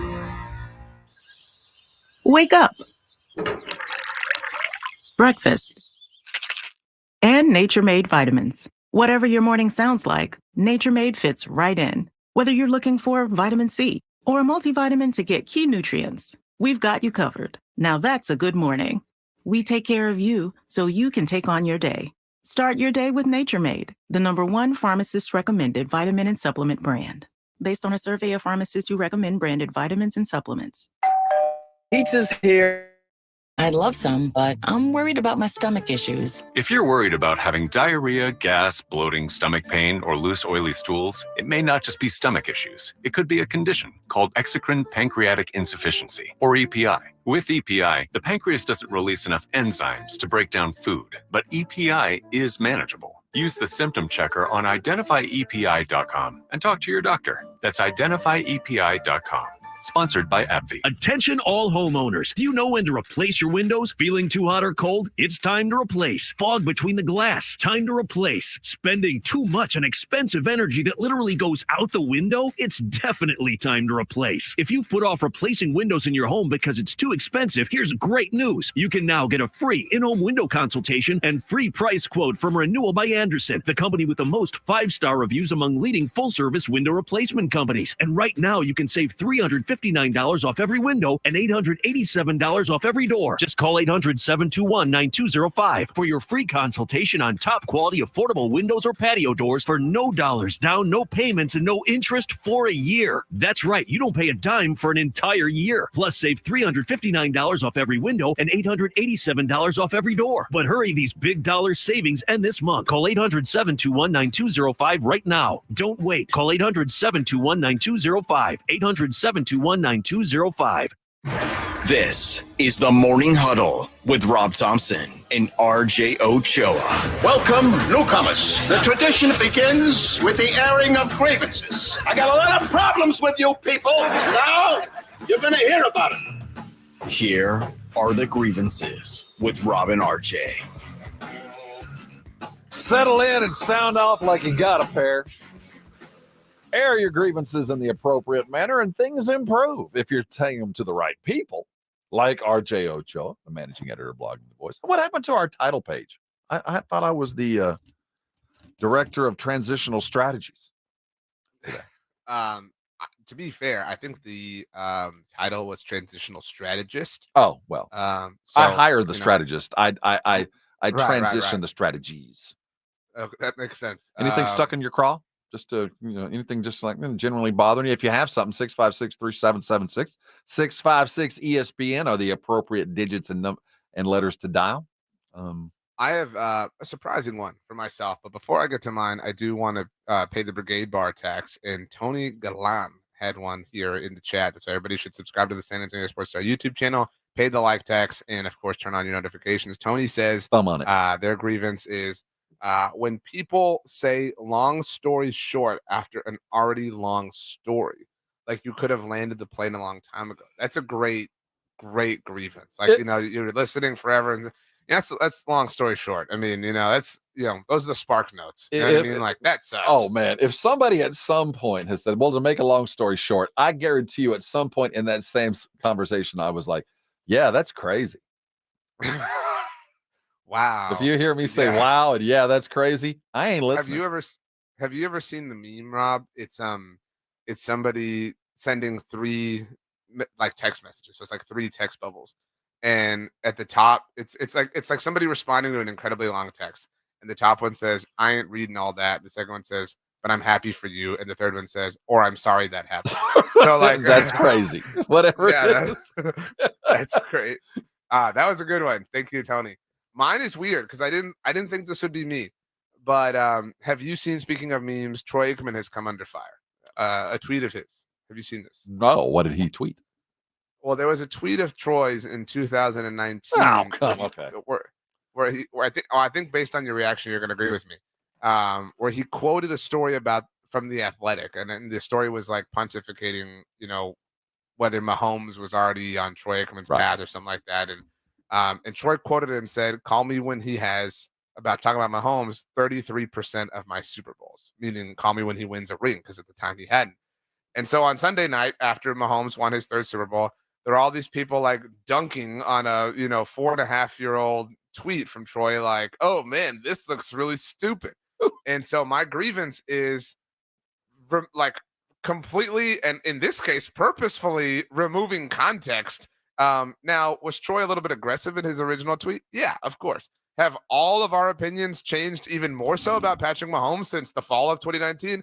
Obviously. So my grievance is related to Troy's tweet. This happens to me a lot on the internet and to other people on the internet, where people don't look at the timestamp. People will look at something I tweeted during a game and they'll respond to it like on the Monday after the circumstances changed or whatever. They're like, oh, well, this happened. It's like, I know that happened. Is there a term for that? We need to come up with a term for that.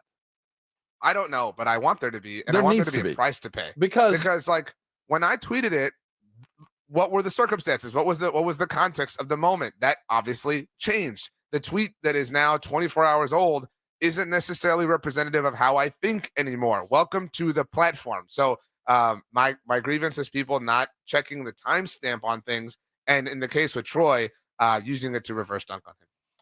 Well, how old was the tweet? Like 45 years ago? The tweet was during the 2019 season, before they won their first title. What astounds me is somebody went back and looked. I mean, but I also think it's astounding that people are like, what an idiot. You know what I mean? Like, what? Like we all thought very highly of Mahomes at the time, but he had not won. Like, Troy's whole point was he hasn't won a Super Bowl. And obviously in the years since, he's now won 3. So like, I don't think Troy's an idiot for saying that. I think it's fun to dunk on people on the internet. I get that, but this was a weird way to go about it. This was stretching to dunk. This was MJ and Space Jam stretching for the dunk. We've talked about it today, but I'm going to put it on record as a grievance. This whole thing about the players didn't know what the strategy was for the 49ers in double and overtime.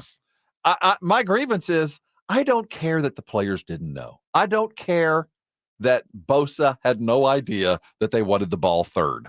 I don't care that, and I don't think that the players not knowing had any effect on the outcome of the game. Now, I'm upset with Kyle Shanahan. I think Shanahan didn't have it planned right, was not prepared for the moment. But the fact that his left tackle didn't know that they were going to get the ball third doesn't play out to the outcome of the game. I just, the fact that he didn't, I want you to find a rule. I don't know, one that most of us know, and then go talk to any team and ask if they know that rule. And half of them don't. Half of them don't. I don't think that had anything to do with the outcome of the game. Now, it did that Kyle screwed it up. Kyle made a mistake. But the fact that it hadn't been reinforced to the players and it had been to Kansas City, the fact that Kelsey knew that they were going to go for it, I guess might have kind of helped, but it wouldn't have made a play at the end of the game. The coach's call. I'm not going to hold him accountable for that. No, this doesn't pass. Sorry. This failure of a grievance, waste of time. You just literally wasted like breath. I disagree wholeheartedly. So I don't think that for Fred Warner, if he'd have known that we want the ball third ahead of time, would have made any difference at all. None. AJ says in the Brigade Bar, I own a food truck. My grievance is when people walk up and ask, is your food good? I have responded before, no, it's horrible. That would be really annoying, honestly. Like, that would be a next. I'm sorry, AJ, on behalf of humankind that you have to go through that. That would be incredibly annoying to have to go through.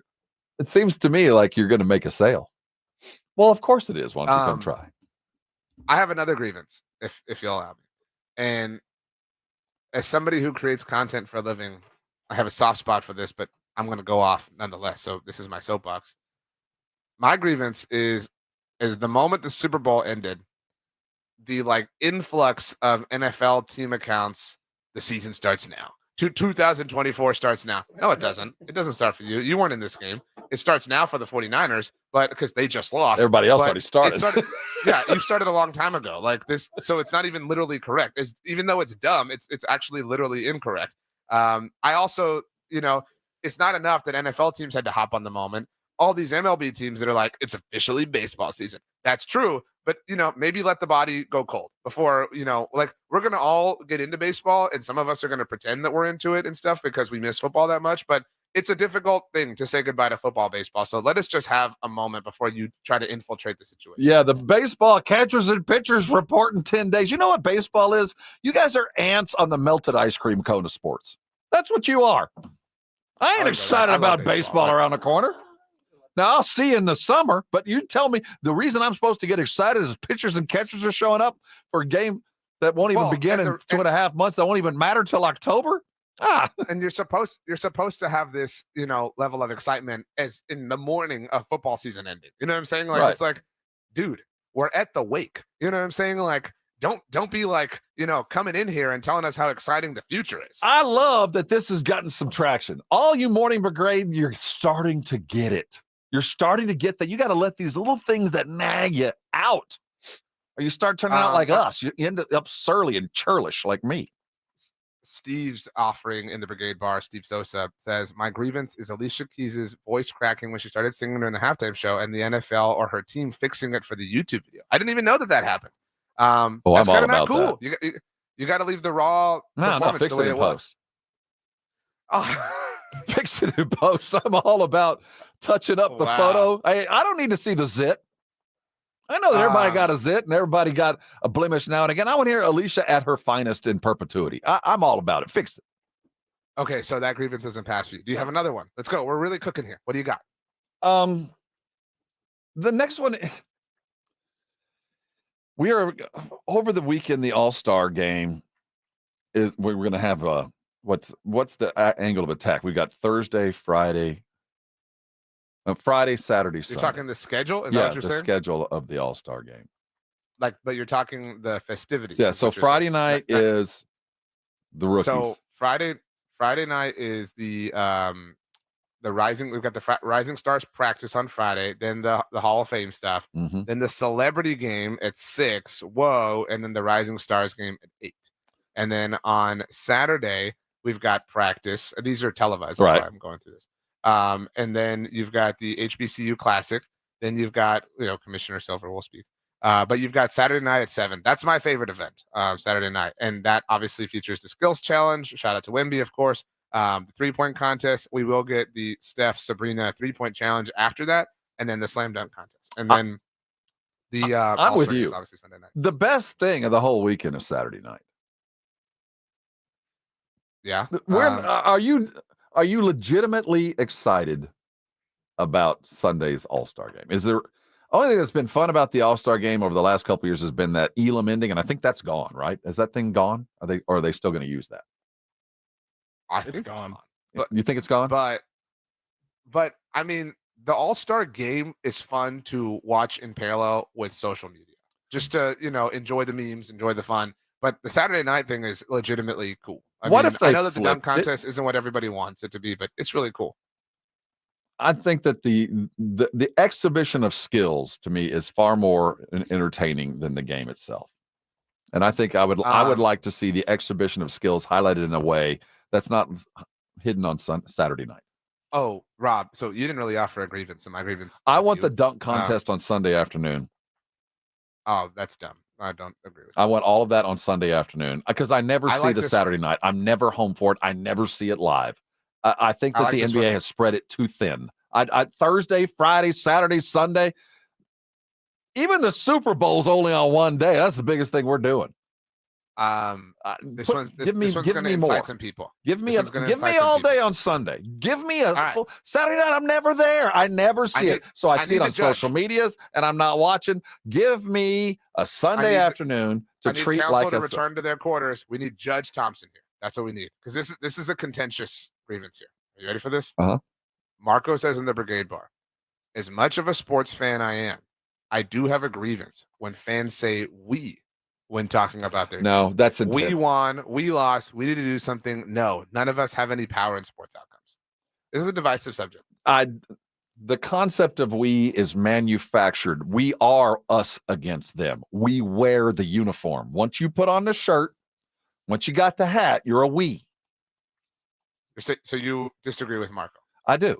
It is part and parcel. If you don't have a vested interest, then you don't care. Sports fans, we're a we. We wear a uniform. We are together in this. Whether we have as much to do with the win as the secretary for the team itself. That's fair. Are in it. I don't feel as passionately as you do about this, but I don't have a problem with it. Now, Gilberto Padilla says we are we because the team represents us. I love that take. So I have zero issue with people saying we. My ultimate take is like, enjoy sports how you want. Enjoy whatever how you want. If you want to say we, go for it. If you don't feel comfortable or whatever, you don't have to. Yeah, I don't take great umbrage when people go, well, we lost. Yeah, I feel as bad about the loss as the player. I might not be sore. I might not have done the thing to win it or lose it, but I'm celebrating equally, and I'm as equally as upset. It is a we. Yeah, I'm fine with it. Again, do what you want to do. Enjoy how you want to do. So if you don't want to, Marco, you don't have to. But I mean, if people say we and because they want to, I'm cool with this. This grievance doesn't pass for me. We lost, and if I would have been in, we'd have won. That's a whole different thing. Now we got issues because you're not part of that we. I have another grievance, if you'll allow me. The floor is yours. We have this is an actual we, not like the royal one, that we're talking about here. We have a water machine jug distributor thing in my house, right? Is it like the jug that you have to turn upside down? No, you plug it at the bottom and you put a little thing. It's really convenient. And so I love that element to this, but there's an element that I don't love. So the water cooler, I guess it's called a cooler. It is. Also, my grievance is with calling it a cooler because it also has hot water. So that feels. You're all fancy. All right. Right. So so it has hot water, cold water, and room temp. There are buttons for all three of these mechanisms. I talked about a little while ago how I don't like cold ice cream. I don't like to bite it, right? Because I have sensitive teeth. So I don't really like. You're a big ice in your drink person. That's not my cup of tea, no pun intended. I don't like things to be freezing cold. So when we got the machine, I thought, oh, the room temp water, that's my speed, right? Like I want things to be room temp. The room temp is so often very cold. It's actually, I would categorize it as cold. The very first time I did it, I thought, oh, I accidentally did the cold water. No, it's the room temp. Maybe you should turn your AC up. Well, but it's not the air condition that's affecting it. It's the way the machine works and cools and heats the water. So when I fill up my water bottle or a cup or a glass or whatever, I very often have to put, like 30% room temp and then 10% hot. I'm not buying this. Sorry. What? I mean, it sucks. No, this isn't a grievance. This is an RPP. This was a rich people problem. What, your regular water's too cold? It's supposed to be room temp. It's not doing its job. Well, your it's room is cold. the wrong temp. No. I'm not going to give you that one. That is an RPP. That's better than your grievance being that the All-Star game exists. I mean, or whatever it was. I just want to watch it all on the same day. I want to see them dunk. I want to see them play. I want to see it all done in about 4 hours. I don't need Friday night, Saturday night. I miss them. All I get is highlights. I'm never going to watch it. I'm never home, never see it. So put it in front of me when I'm around. Super Bowl manages to do it. Brandon Ayuk of the San Francisco 49ers, his brother has a grievance. He posted on Instagram about before we hear that, I do need to give away some tickets that Brandon Ayuk's brother is a famed fan of.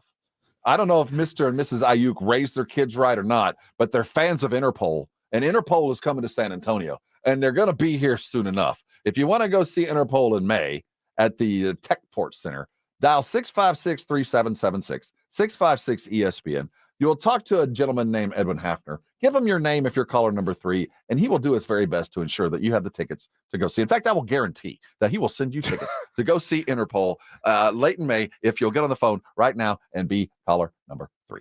What did Mr. Ayuk have to say?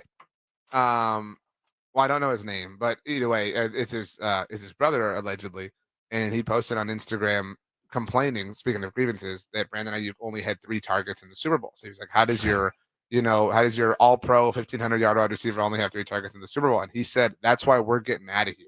He was like, we're grateful to the 49ers, and he intimated that he should sign with the Raiders. He is due for a new deal this offseason. So if you're a Cowboys fan who's like, man, I hate that like the family members of my favorite players are talking about it and creating all this drama, you're not alone. I mean, if there's any kind of solace in that. I think there needs to be a place to send all these family members. Like Pat's brother, what's his name? Jackson, Jace, whatever. Jackson. He's kind of a thing. I don't know the term I was going to use. I probably shouldn't say on air. He's kind of that guy. I'm not sure about Micah's brother. I don't know anything about him. I thought the tweet was a little outlandish. And then we could get Dak Prescott's brother together with the Ayuks, and they could just put together their own represent their own agency and take care of their family. The naysayers who are driving leased Rolls and Range Rovers because of their families, of their brothers' success. That's fair. Oh, I like this. Really cool. This is a good grievance from Hunter in the Brigade Bar. If fans of a pro team call themselves like blank nation, like Cowboys Nation, whatever, that's fine. But your high school fan base is not a nation. No, it's not. It's a neighborhood. That's a great point. Like, it's not even a county. It's a neighborhood. It's a housing development. Such a good grievance. Wow. Well done, Hunter. You hearing me, awesome. Valley High Nation? You down with me, Timberland Park Nation? I love high school sports, but then when the coaches are like in the locker room, pregame speech, guys, the nation is here to support you. Okay. We just opened up a whole. If we're gonna go there, not everybody is against you. It's not Detroit against everybody. It's not San Antonio against not every. And the fact that players are willing to accept in the locker room that LeBron James genuinely has people who want him to lose, that genuinely think that, the world has been against me for 20 years. The naysayers for LeBron James, I'm finally going to shut up 25 years into this. There are naysayers, though. No, but I think the point you glossed over was that 100% of people feel this way. Like literally, and you obviously it started with Detroit, but like the Lions use that, and it's like, you were literally one of the darling stories of the NFL. Like, literally everybody was rooting for you. Like, what are you talking about? Like, being against everybody. We're genuinely happy for your success. We want it to continue. I'm not against it at all. I wasn't even against it when you thought we were against it. I'm still not. I want you to be successful. We're not against everybody. So good. Wow. That's the grievances. Save them. The Morning Huddle Nation.